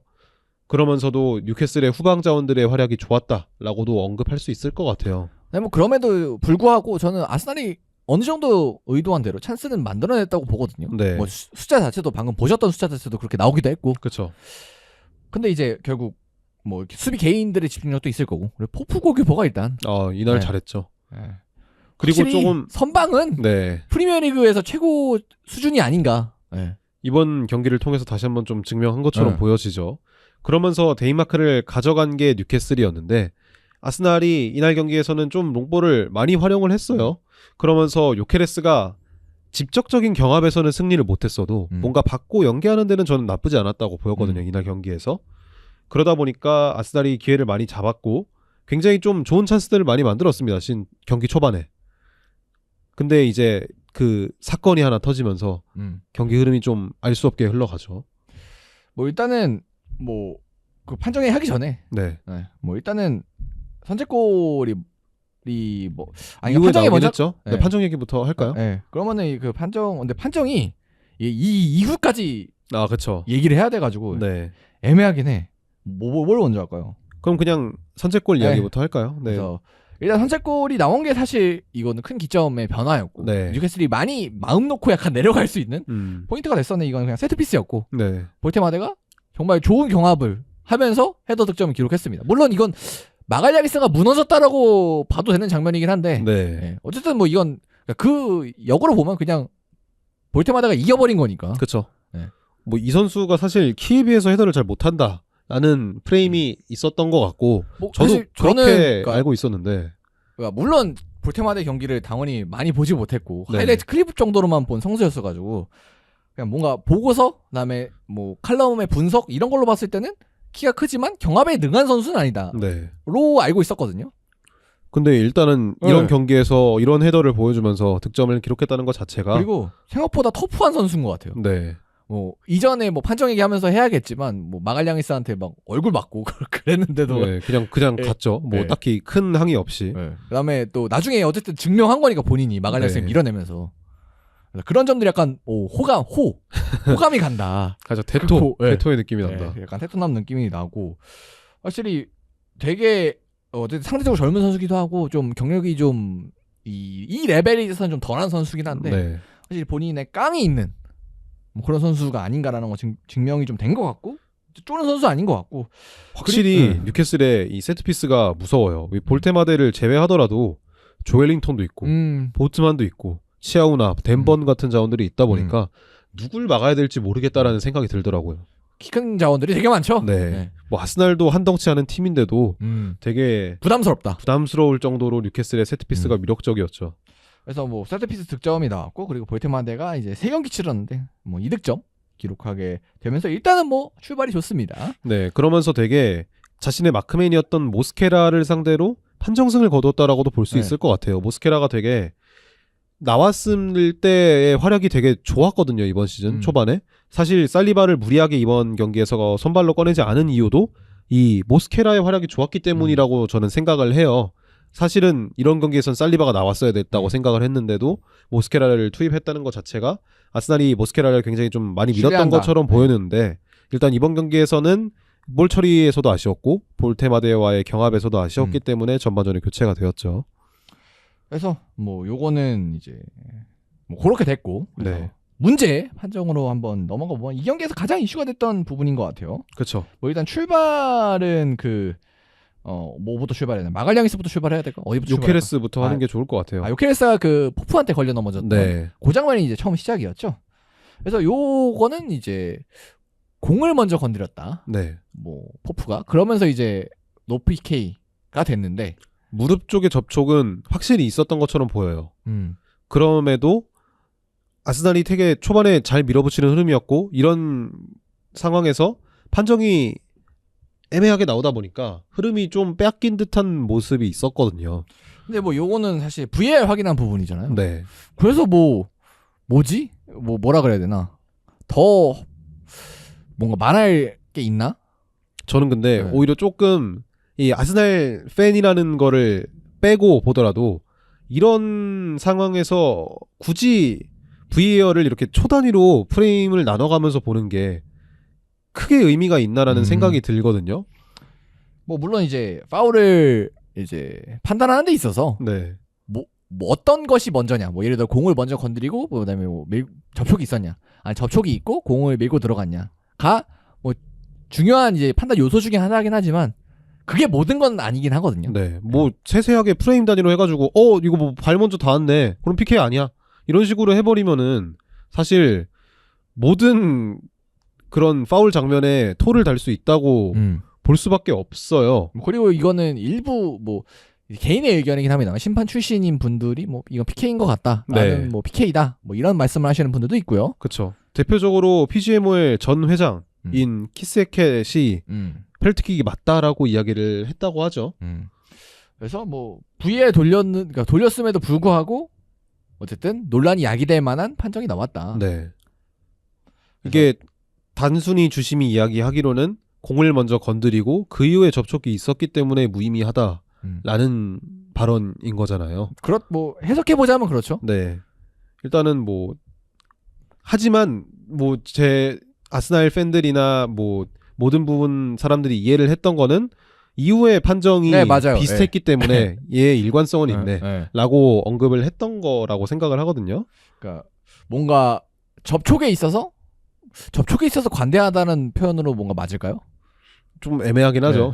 근데 이거 뭐라고 표현해야 될까? 둘 다 아무것도 주지 않는다? 네, 뭐 일관성은 네. 있었죠. 네. 그래서 그 이후 네. 상황으로 한번 넘어가 보자면은 마갈량이스의 핸드볼 의심 장면이 있었어요. 네. 이 장면이 조금 설명을 드리자면 슈팅을 때리는 장면에 있어서 마갈량이스의 정강이 쪽에 맞고 이후에 벌려진 팔에 닿았어요. 네. 그러면은- 태클을 하면서 이제 팔이 좀 들리긴 했죠. 네, 팔이 좀 많이 네. 들렸어요. 그러다 보니까 페널티킥이 나올 수도 있겠다라고 생각을 했습니다만 일단은 뭐 VAR을 통해서 선언을 하지 않았죠, 페널티킥을. 뭐 그리고 어쨌든 규정이 변경된 부분이 있어서 네. 흔히 쉽게 얘기하면 따다. 그러니까 수비수의 몸에 맞고 뭐 손에 맞는 부분에 대해서는 이 파울을 이제 안 주는 뭐 그렇게 됐기 때문에 뭐 그거 영향이 아닌가. 뭐 그렇게 판단은 듭니다. 네.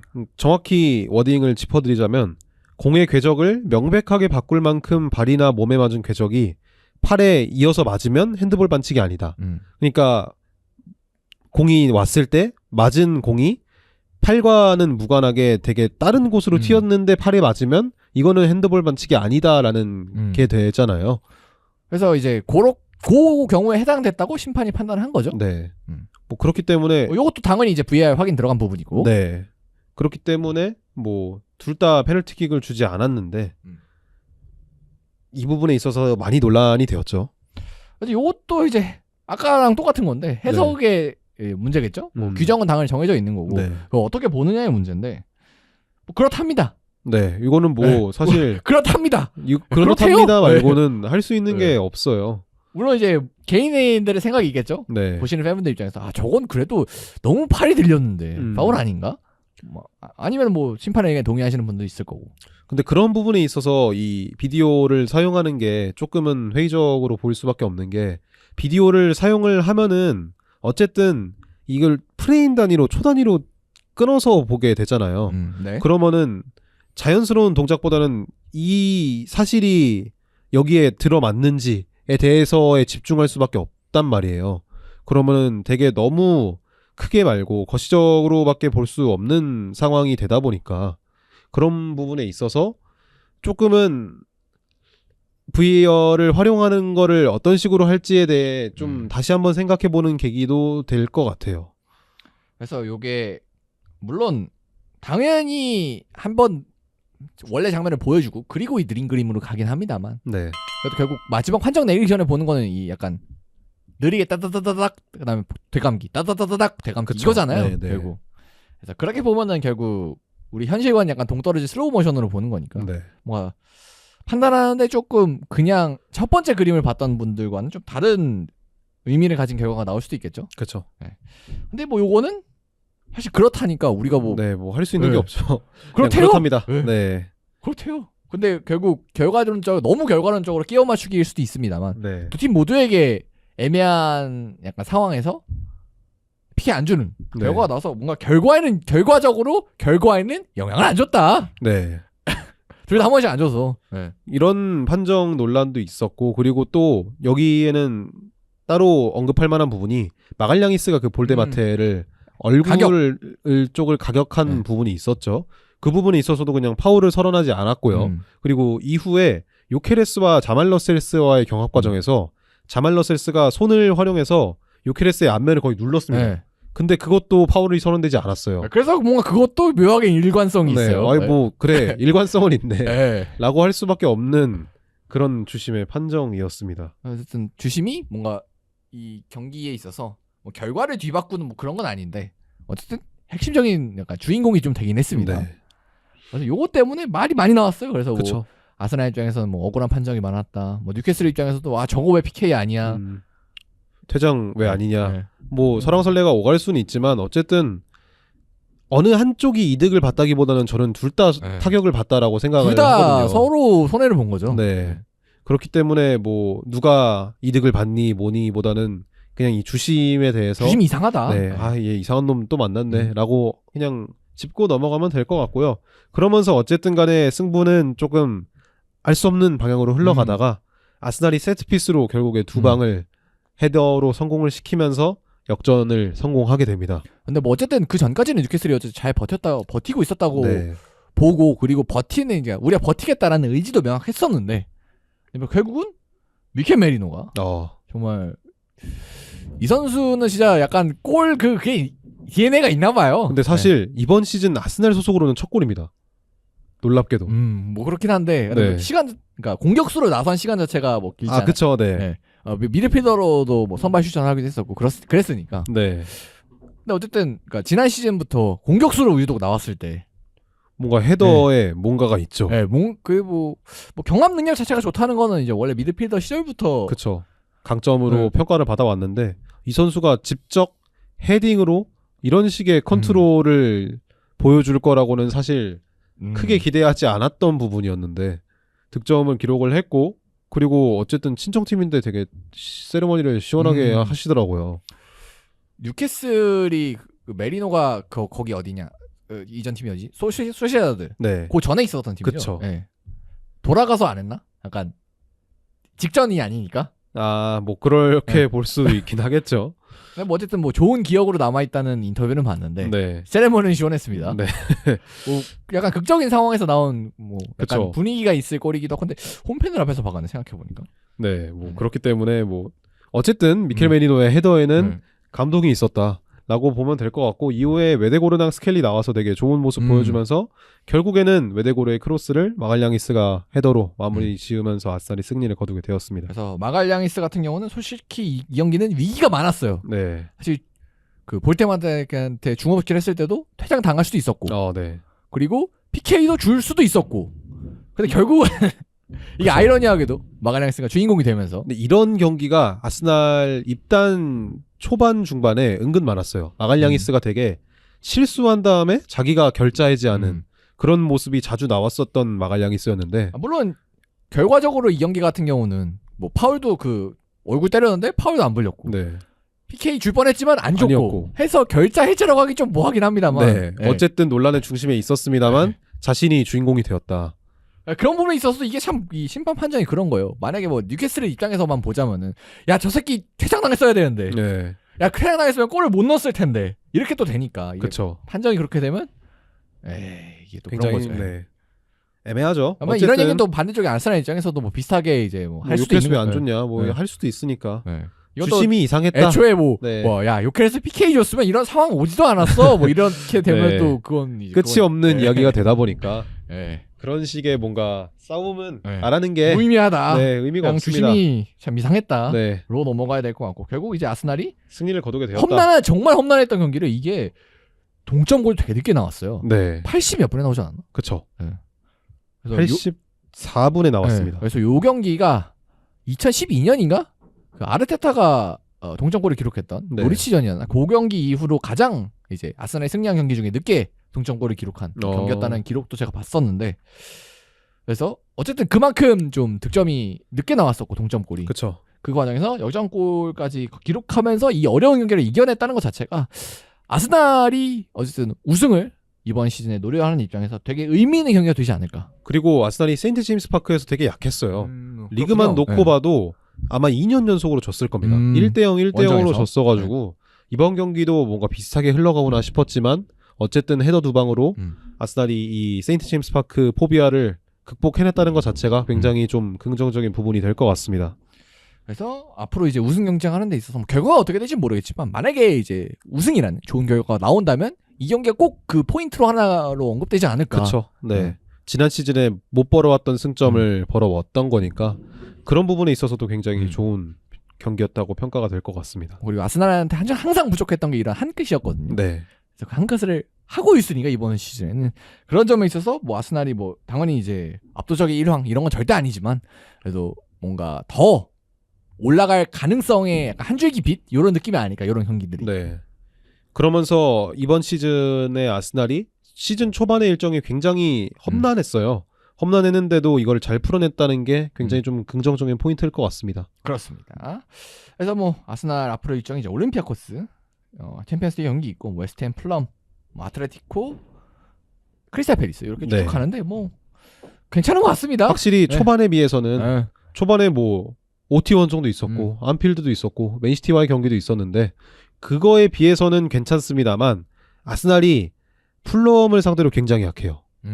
이거를 어떻게 극복할 수 있을지 그리고 후에 이야기하겠지만 누누의 웨스트햄을 상대로 뭔가 반전이 일어날지 이런 부분들을 좀 주목하면 좋을 것 같습니다. 그렇습니다. 그래서 아스날이 이번 경기는 어려운 경기지만 잘 극복했다. 네. 이 정도로 정리를 하면 될 것 같습니다. 자, 그래서 경기 얘기는 여기서 마쳐보고요. 네. 다음으로 넘어가면은 이게 메인 이슈가 될 수 있을지는 모르겠지만 어쨌든 얘기를 한번 드려야 될 것 같아서 준비를 했는데 노팅엄 얘기입니다. 뭐 아까 누누 얘기에 연결이 되는 부분도 있는데 누누가 어쨌든 뭐 성적이 아예 연관이 없다고 볼 수 있긴 어렵지만 어쨌든 좀 그와는 별개로 다른 이유로 좀 경질이 됐고 그렇죠. 마찰로 구단주의 마찰로 경질이 됐고 네. 포스테코글루가 들어오면서 과연 어떤 모습을 보일 거냐 주목을 많이 받았는데 일단 초반 흐름이 이게 좋지가 않아요. 네, 뭐 사실 누누 에스피리뇨 산투 감독의 경질에 있어서는 누누의 잘못이 굉장히 꽤 컸어요. 생각보다 비하인드를 보니까 뭔가 그 권력 싸움에 있어서 누누가 등록을 하지 않았던 부분에 이 큰 작용을 했던 것 같고 사실 성적 자체도 뭐 나쁘다고는 볼 수 없었지만 이러한 데에 비해서는 좋지 않았기 때문에 뭐 그리고 막판에는 안 좋았어요. 그 네. 마지막 잘리기 전에는. 그래서 누누 감독이 경질되고 포스테코글루 감독이 왔는데 뭐 사실 초반이 안 좋다를 넘어서 심각하죠. 그래서 일단은 포스테코글루 감독 부임 이후로만 보면은 뭐 리그컵도 있었고 유로파죠. 네, 유로파리그 네. 경기도 있었고 한 총 합쳐서 2무 3패 기록을 승리가 없어요. 하고 있습니다. 그리고 더 이제 충격적인 거는 이 5경기 중에 2경기가 승격팀이 들어가 있다. 네, 그리고 리그컵도 있다. 그렇죠. 스완지와의 경기였죠. 네. 그러니까 본인들보다 확실히 낮은 수준의 클럽들이 3개나 껴있다. 라는 게 가장 메인 포인트가 될 것 같습니다. 그렇죠. 그러다 보니까 마지막 승리가 8월로 가요. 네, 그래서 뭐 누누 자르기 전에도 졌었기 때문에 네, 그래서 그거까지 다 포함하면은 최근 7경기 우승입니다. 3무 4패 이렇게 나오네요. 네. 그래서, 좀 많이 안 좋은 상황이 될 것 같고. 그리고 이번 경기에선 승격팀 서더랜드한테 졌었고 지난번에는 지난 리그 경기입니다. 리그 경기 기준으로는 버니한테 무승부를 얻었고 이렇기 때문에 사실 이 팀들을 상대로 이제 따놓고 가야 어느 정도 성적이 유지가 되는데 그쵸. 둘 다 승격팀인데도 어쨌든 3점을 벌어오지 못했고요. 그리고 노팅엄은 꾸준히 유로파를 또 진행해야 되는 과정 속에 있기 때문에 이 모멘텀을 다시 찾기가 뭐 그 경기에서 뭐 이기면은 뭐 올라올 수도 있고 합니다만 어쨌든 어렵잖아요. 그쵸. 다른 일정이 끼면 그래서 네. 그런 걸 고려해봤을 때 상당히 험난한 미래가 노팅엄에게 기다리고 있는 것 같습니다. 맞습니다. 그리고 특히 이제 우리가 포스테코글을 많이 봤기 때문에 이러다가 살아날 수 있는 감독 스타일은 아니긴 하거든요. 그쵸. 타협이란 없죠. 물론 초반이고 아직 포스테코글로 감독 스타일이 당연히 적응 안 됐을 거고 네. 시간이 지나면서 적응이 되면서 이제 좋아질 수 있을 가능성이 높긴 하지만 그래도 그러니까 어느 정도 이게 받쳐줘야 이게 올라오지 이건 너무 떨어지는 게 아닌가 하는 생각은 들어요. 그쵸. 그리고 앞으로의 일정을 봤을 때도 노팅엄이 이 위기를 극복할 수 있을지는 좀 미지수로 보여줄 수밖에 없는 상황인 것 같습니다. 그래서 포스테코글 감독이 왔지만 초반에 어렵다. 그래서 네. 어떻게 그러니까 앞으로는 한 경기 한 경기가 좀 이슈가 되지 않을까. 맞습니다. 결과가 안 좋다면 뭐 그런 생각이 듭니다. 그래서 포스테코글 감독의 미래도 우리가 관심 있게 보면 재밌을 것 같아요. 그리고 약간 연결되는데 여기랑 네. 여기 사건들이랑 그레이엄 포터가 이번에 주말 사이에 경질이 되고 누누 감독이 웨스트햄에 부임이 됐습니다.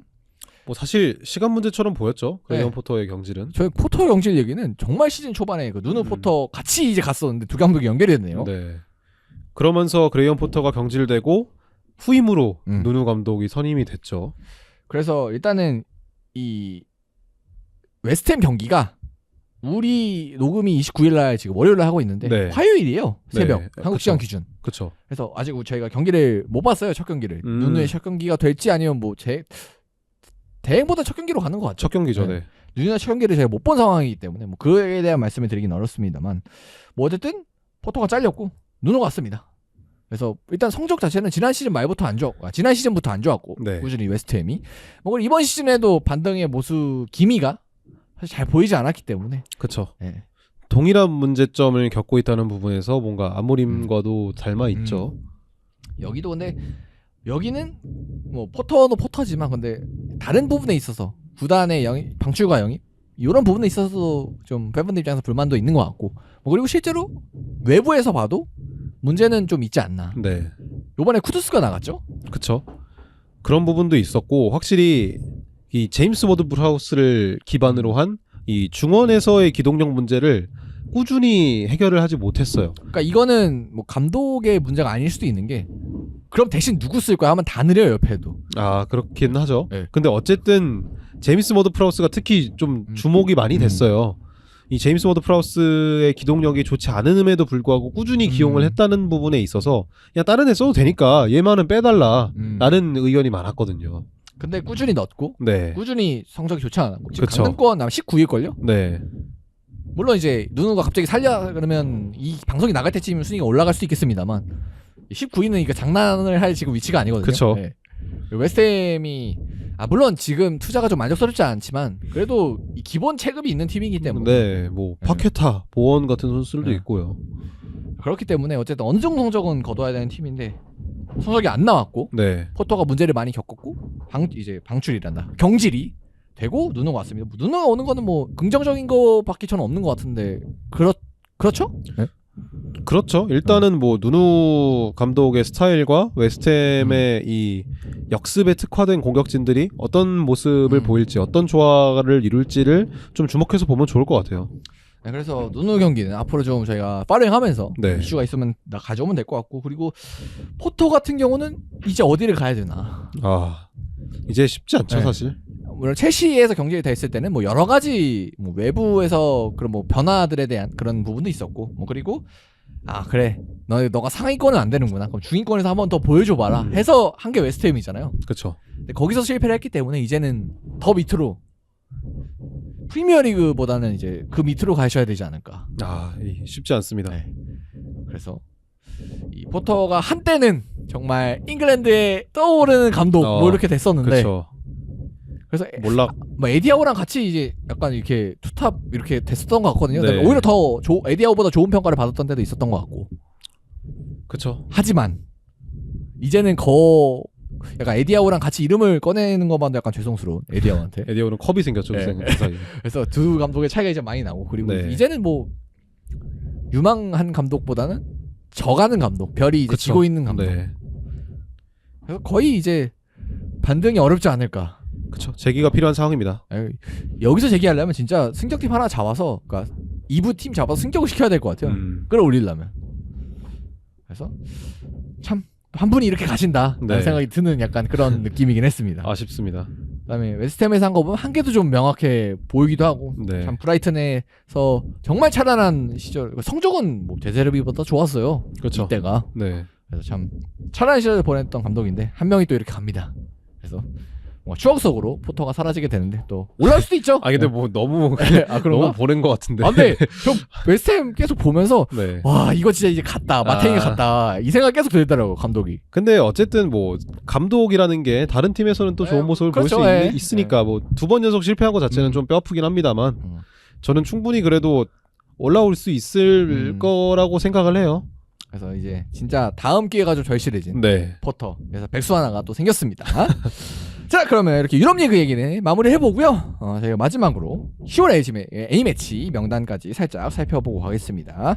그래서 뭐 명단을 다 살펴보지는 않을 거고요. 포지션별로 좀 포인트만 짚고 가도록 하겠습니다. 네. 그래서 일단 골키퍼부터 보면은 변화가 없습니다. 그래서 네. 뭐 특별히 언급드릴 부분은 없을 것 같고 뭐 조현우와 이제 김승규 선수가 경쟁을 이제 계속 할 것 같습니다. 그렇죠. 송범근이 어쨌든 간에 전북에서의 활약이 최근에 정말 좋았어요. 근데 그럼에도 불구하고 네. 그러면서 어쨌든 네. 서드 자리를 굳혔다. 네.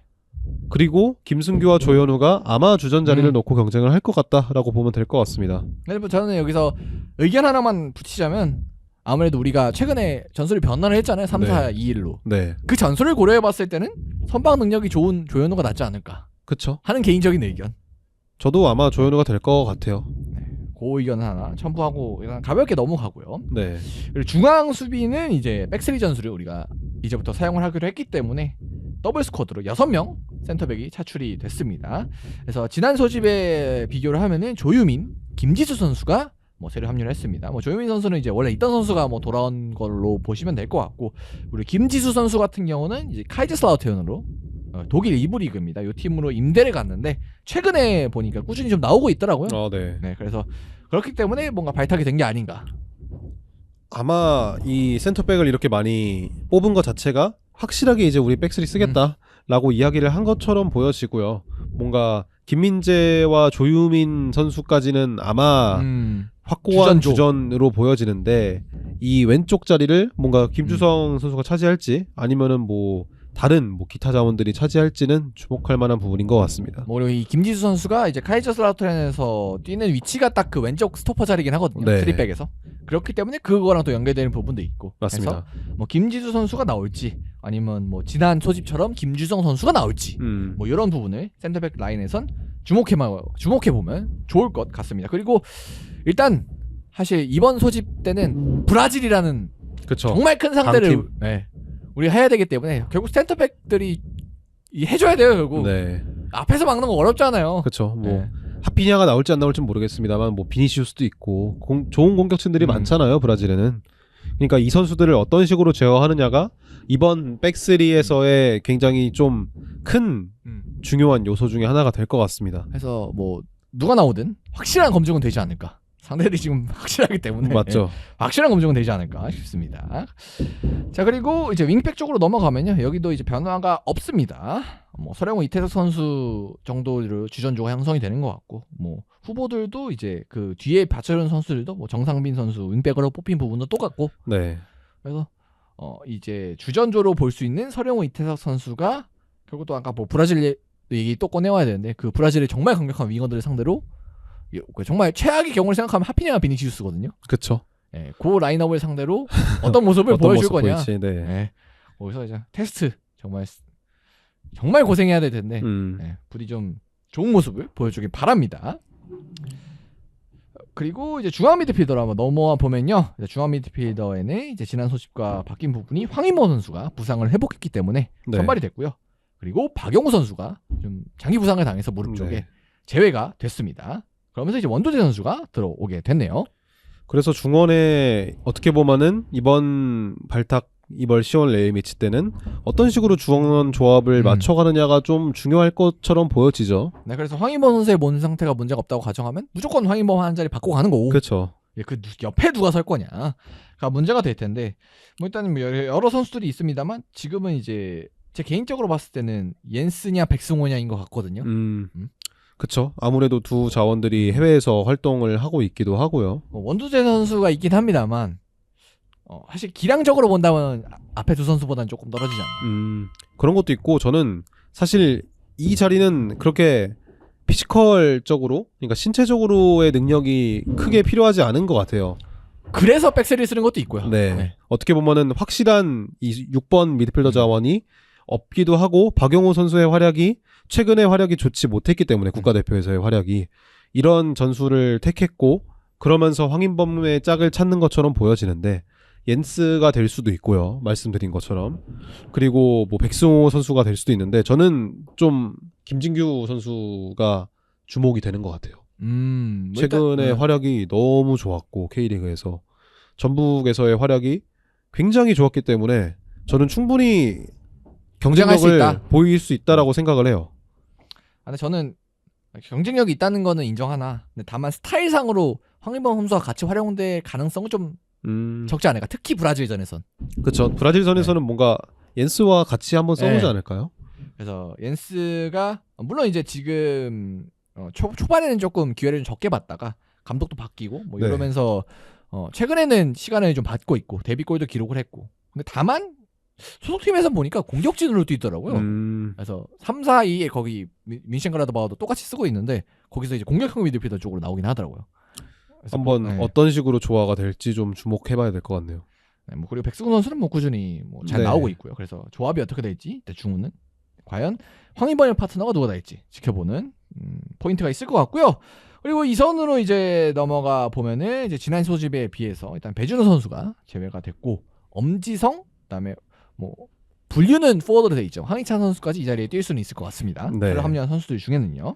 뭐 황희찬이 어떤 식으로 활용이 되느냐도 좀 주목할 만한 포인트가 될 것 같아요. 일단 분류는 포워드로 돼 있긴 합니다. 네, 뭐 윙백으로 활용할 가능성도 저는 충분히 네. 있다고 보여지고요. 그리고 어쨌든 간에 대한민국 대표팀의 이선이 최근에 이 백스리를 활용을 하면서 공격형 미드필더처럼 좀 네. 쓰이고 있잖아요. 그러면서 이재성이랑 이강인이 나오고 있는데 그런 부분에 있어서 황희찬은 이선의 조커로 활용될 가능성이 저는 있다고 보여요. 어쨌든 정상빈 같은 경우에는 정상빈 선수는 윙백에서의 윙백이죠. 네. 조커로 활용이 될 가능성이 높다면 황희찬은 반대로 좌측면 내지는 우측면에서 공격진의 조커로 활용될 가능성이 높다라고 저는 생각을 합니다. 그래서 황희찬 선수가 어디 활용이 될지 뭐 네. 그 부분 주목을 해야 되는 것 같고 뭐 근데 이제 이선 같은 경우는 몸 상태 문제가 없는 한 이재성 이강인이 워낙 좀 그렇죠. 확실하죠. 확고하게 네. 자리를 잡고 있지 않나 주전조 같은 경우는 뭐 그리고 뭐 소집이 되진 않았지만 최근에 이제 활약이 좋은 이제 안도라의 김민수 선수 스페인 2부 리그에서 지금 뛰고 있는데 네. 뭐 임대를 갔습니다.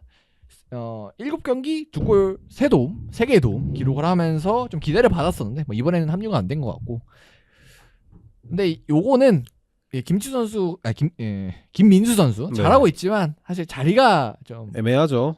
그러니까 부족해요. 네. 그리고 일단은 원래는 우리가 이선을 3명을 사용해서 2배수인 6명을 뽑을 수가 있었는데 이제 4명밖에 못 뽑아요. 그렇죠. 더 줄어들었죠. 그래서 자리가 줄어들어서 어쩔 수 없는 부분이 있지 않나. 네. 물론 이제 뭐 엄지성 선수나 요 포인트에서 경쟁을 해볼 수도 있었겠지만 사실 이선에 뭐 요 뽑힌 선수들 말고도 뭐 배준호 선수도 당장 있고, 그렇죠. 뭐 양민혁, 양현준도 있고, 양현준 뭐 너무 네. 이선이 되게 많아요. 그런데 그 와중에 자리가 하나 줄어들어가지고 그렇죠. 선발 기준으로. 네, 뭐 국내로 봐도 뭐 전진우도 사실 있고요. 되게 좋은 선수들이 많기 때문에 뭔가 당장 뽑히기에는 살짝 어려운 감이 있는 것 같습니다. 그래서 지금 있는 뭐 이동경, 이재성, 이강인, 뭐 황희찬, 뭐 엄지성 이런 선수들을 제끼기에는 아직까지는 조금 어려웠다. 맞습니다. 다만 저는 이런 활약이 꾸준히 이어진다면 11월에 안 부를 수가 없지 않을까. 뭐 예를 들어 이 분모가 딱 2배수가 뭐 2배수는 안 되겠죠. 한 3-4경기 더 할 텐데. 네. 뭐 예를 들어 한 10경기 뭐 3개 골, 4개의 도움 이러면은 안 뽑을 수가 없지 않을까. 아, 근데 저는 그래도 뭔가 그래도 안 뽑을 거다. 저는 요 엄지성 선수 자리는 돌려가면서 지금 보고 있기 때문에 네. 다음 정도에는 그러니까 꾸준하다는 가정하에 활약이 부름을 받지 않을까. 그쵸. 네, 왜냐면 뭐 물론 챔피언십이 스페인 2부 리그보다 더 좋은 무대긴 합니다만 그래도 그쵸. 뭔가 테스트를 할 수 있는 저는 자격 네. 자체는 충분하다고 생각을 하는데 이제 곧 월드컵이 앞서 있다 보니까 조금은 더 확실한 선수를 뽑으면서 조직력을 맞추는 게 조금 더 중요할 것처럼 보여지거든요. 만약에 근데 그럼에도 불구하고 김민수 선수가 뽑힌다면 이거는 충분히 데려갈 만한 여지가 있다. 데려갈 수도 있겠다라고 평가를 해도 좋을 것 같습니다. 최근 활약이 워낙 좋으니까 네. 유지가 된다면 가능성이 있겠다. 근데 다만 뭐 아직 06년생이기도 하고 그렇죠. 그리고 발탁이 된 적이 없기 때문에 네. 그러니까 새로운 이제 시도거든요 결국 이건. 그래서 뭐 물론 이제 평가전이라서 열려 있긴 합니다만. 네. 뭐 아시안 게임이나 올림픽에서도 볼 수 있는 거고요. 그래서 그런 부분에 있어서는 좀 김민수 선수도 앞으로 국가대표수 레벨에서 주목을 할 만하긴 한 것 같습니다.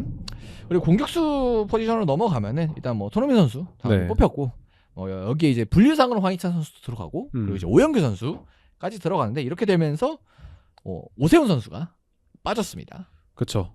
오세훈이 빠진 게 거의 처음일 거예요. 홍명보 부임 이후 네. 기준으로 본다면 오랜만인 것 같고 뭐 근데 사실상 뭐 지단 소집 얘기하면서도 말씀을 드렸나 모르겠는데 밀렸어요. 그렇죠. 소속팀에서. 네. 소속팀의 활약이 좋지 않기도 네. 하고요. 그다음에 시간도 사실 얼마 별로 못 뛰기도 있기도 하고요. 그래서 현실적으로 좀 발탁이 어려운 부분이 있고 근데 대신 네. 뭔가 새로운 스트라이커를 뽑기보다는 그냥 황희찬 선수를 공격수로 분류하면서 그냥 오영규 선수만 약간 전문 스트라이커 느낌으로 갑니다. 네, 뭐 손흥민이 이미 확고한 최전방 스트라이커로 활용이 되고 있기 때문에 어떻게 보면은 조커적으로 활용할 수 있는 자원이 필요할 것처럼 보여지고 그런 부분에 있어서는 오영규의 카드가 너무 좋죠, 오영규. 네. 뭐 최근에 진짜 우여곡절 한 경기 뭐 골 넣어서 그 결승골을 넣긴 했지만 네. 좀 어려운 경기도 있긴 했거든요. 근데 그렇죠. 어쨌든 유럽리그 행크 맞죠? 네. 꾸준하게 활약을 하고 있기 때문에 어쨌든 오영구 선수는 뭐 당연히 발탁돼야 되고 네. 어느 정도 조커로서 활용됐을 때 가치는 지단 소집 때 충분히 보여줬기 때문에 그렇죠. 네. 공격진은 뭐 황희찬 선수가 저는 스트라이커 가능성은 좀 적다고 보거든요. 네, 적다고 보여지고요. 네. 그렇기 그나마 때문에, 뭐 다른 선수 이야기를 좀 해보자면 뭐 K리그에서의 활약이 좋은 이호재가 뭔가 뽑힐 수도 있지 않을까라고 근데 나왔는데 이 3, 4일의 스타일이 유지된다고 가정했을 땐 좀 어렵지 않을까. 그렇죠. 뭐 어쨌든 이 동일한 시스템을 활용하는 선수가 아니기도 하고 네. 뭐 비슷하긴 합니다만 포항에서의 최근 포메이션이 물론 스타일이 아예 달라서 아예 그냥 우리가 어쩔 수 없을 때 좀 싸움을 위해서 투입하겠다 하면 뭐 이호재도 가능성이 있습니다만. 네 어쨌든 아마 안 뽑히지 않을까 이번에도 만약에 뽑히지 않는다면 이라고 생각을 했는데 뽑히지 않았고요. 그리고 뭐 조규성 선수가 복귀를 했죠. 복귀를 알렸고 득점까지 기록을 한 만큼 과연 조규성 선수가 홍명보호에 발탁이 될 수 있을지도 좀 주목할 만한 부분인 것 같습니다. 정말 조규성 선수는 정말 오래 부상으로 고생을 했었고 그쵸. 뭐 감염 문제로 인해서 진짜 고생을 했었는데 최근에 복귀를 했고 뭐 득점도 네. 뭐 기록을 하고 이제 출전 시간을 이제 점점 더 늘려갈 테니까 만약에 좋은 모습이 계속해서 나온다면 한 번은 부르지 않을까. 충분히 네. 나올만 하고요. 당연히 월드컵에서 그리고 득점을 기록했던 보여줬던 선수이기 선수. 때문에 뭐 그리고 여기 제공권만큼은 네. 대한민국에서 거의 나올 수 없는 레벨의 선수이기 음. 때문에 뭐 이런 특장점이 있어서 언젠간 한 번은 이제 필요한 자원이나 활약이 유지되면 언젠가는 부를 것이다. 맞습니다. 자 그래서 뭐 요번에는 사실 저는 다른 경기는 조금 상대적으로 주목도가 떨어지는 거고 일단 브라질이 메인이지 파라과이전, 네. 파라과이전보다는 오히려 그렇죠. 브라질이 무조건 메인이다. 과연 브라질을 상대로 우리가 얼마나 이제 이런 표현하기 그렇습니다만 얼마나 쥐어 터질까. 그러니까 어떤 수준으로 맞을 것이냐. 네, 뭐 경쟁력이 있을지. 네. 정말 저는 끔찍할 수도 있고 네. 그 뭔가 이 정도면 이라는 결과가 나올 수도 있고 일만의 가능성을 볼 수도 있고 그래서 참 여러모로 기대가 됩니다. 뭐 그리고 이 브라질이라는 체급의 이 선수단이 한국에 온다는 것도 또 기대가 되기도 하고요. 네, 뭐 까를로 안첼로티 감독이 이끌고 있기 때문에 근데 사실 브라질이 최근에 그렇게 뭐 좋지도 않아요. 압도적이진 않아요. 네. 뭐 사실 예선부터 힘들어 지금. 네, 남미 예선도 지금 괜히 안첼로티가 온 게 아니에요. 5위를 기록하고 있고 뭐 밀리고 있는 팀이 에콰도르, 콜롬비아, 우루과이, 뭐 아르헨티나 이러다 보니까 뭐 브라질에게 만약에 대한민국이 괜찮은 경쟁력을 보여준다고 해서 뭐 우승권에 있다. 아니, 뭐 그건 아니죠. 네, 뭐 그런 이야기는 절대 아닐 것처럼 보여지고 어쨌든 브라질의 상황이 좋지 않지만 그럼에도 스타 선수들이 있기 때문에 이 선수들이 뭐 한국에 오는 것 자체도 굉장히 좀 큰 컨텐츠고요. 뭐 지난번에 한번 왔을 때도 뭐 반응이 되게 좋았었기 때문에 그쵸. 뭐 노리동산도 네. 네이마르도 가고 뭐 그래가지고 반응 좋았었는데 뭐 아마 이제 네이마르는 오지 않을 것처럼 보여지지만 뭐 지금은 네. 발탁 부상인가? 다쳤죠. 네. 그래서 안 올 것 같고. 근데 뭐 네이마르 없어도 그렇죠. 뭐. 비니시우스도 있고 하피냐도 있고 스타는 많아요. 맞습니다. 네. 그래서 볼 선수들은 많지 않을까. 그래서 많은 분들이 보러 가시면 뭐 결과가 어떻든 재미난 구경은 좀 하시지 눈이 않을까. 즐거울 것 같습니다. 그래서 그 과정에서 얼마나 우리가 지금 경쟁력이 있을지, 그리고 어쨌든 이 3-4-2라는 시스템 자체가 이런 강팀들을 보고 나오는 거잖아요. 그렇죠. 네. 그래서 진정한 시험 때 우리가 뭐 미국전 이후에 얘기를 하면서도 이 멕시코전이 시험대가 될 것이다 했는데 그거 넘어서도 진짜 시험대. 결국 이제 미국전도 그렇고 멕시코전도 그렇고 명과 암이 존재했거든요. 네. 그래서 얼마나 보완이 됐을지, 그리고 우리의 3-4-1의 수준이 어떤지 정말 제대로 판별할 수 있는 시간이 아닐까. 맞습니다. 뭐 결과가 좋든 안 좋든 재미는 있지 않을까 브라질전. 그래서 기대를 하고 있습니다. 네, 뭐 주목할 만한 경기인 것 같아요. 근데 뭐 미리 말씀드리자면 너무 이제 정말 끔찍한 결과가 나와도 크게 동요할 필요는 없지 않을까. 그렇죠. 뭐 네. 이미 이제 다 정해졌고요. 네. 사실상 이제 윤곽이 가려진 상태이기 때문에 지금 여기서 만약에 크게 진다고 해서 뭔가 감독 잘라라, 뭔가 포메이션 바꿔라 이런 식으로 할 그건 수는 아니에요. 없는 상황입니다. 뭐 당장 우리가 정말 한국 축구 근 10년 내의 전성기라고 볼 수 있는 벤투 감독 때도 16강에서는 브라질한테 처참하게 무너졌잖아요. 그렇죠. 그리고 평가전에서의 활약이 썩 좋지 않은 부분도 있었잖아요. 네. 그럼에도 어쨌든 결과를 낸 만큼 지금만 이제 와서는, 여기까지 와서는 뭔가 응원을 해주고 하는 게 선수들에게도 더 도움이 되지 않을까라는 생각입니다. 그래서 이 얘기의 골자는 정말 참사가 나도 너무 당황하시지 말라. 네. 그리고 브라질은 그 정도 아니라서 네. 요새 저는 충분히 경쟁력 보일 수 있다고 생각해요. 저는 그럼에도 불구하고 참사가 날 수 있다고 생각해요. 그렇죠. 네. 네. 그래서 그러니까 어쨌든 저희 방송을 보시는 분들은 대체로 축구에 대한 이제 관심도가 있으신 분들이니까 아마 네. 브라질이 조금 예전만큼은 아니다라는 거는 어느 정도 느낌상으로는 알고 계실 거라고 생각이 들거든요. 그래서 그렇기 때문에 참사가 나도 날 수도 있다라는 네. 말씀 일단 드립니다. 결과보다는 과정이 중요하니까요. 네. 그래서 그냥 우리의 현 주소가 어떤지 정말 제대로 볼 수 있는 브라질전이 아닐까 싶고 기대는 됩니다. 맞습니다. 네, 그래서 만약에 직관 가시는 분들이 있다면 브라질의 스타들을 정말 잘 보고 오셨으면 좋겠다라는 말씀을 드리고요. 그러면서 저희 방송 이번 주는 마쳐 보도록 하겠습니다. 그럼 저희는 이만 물러가도록 하고요. 다음 주에 더 좋은 방송으로 돌아오도록 하겠습니다. 감사합니다. 네, 감사합니다.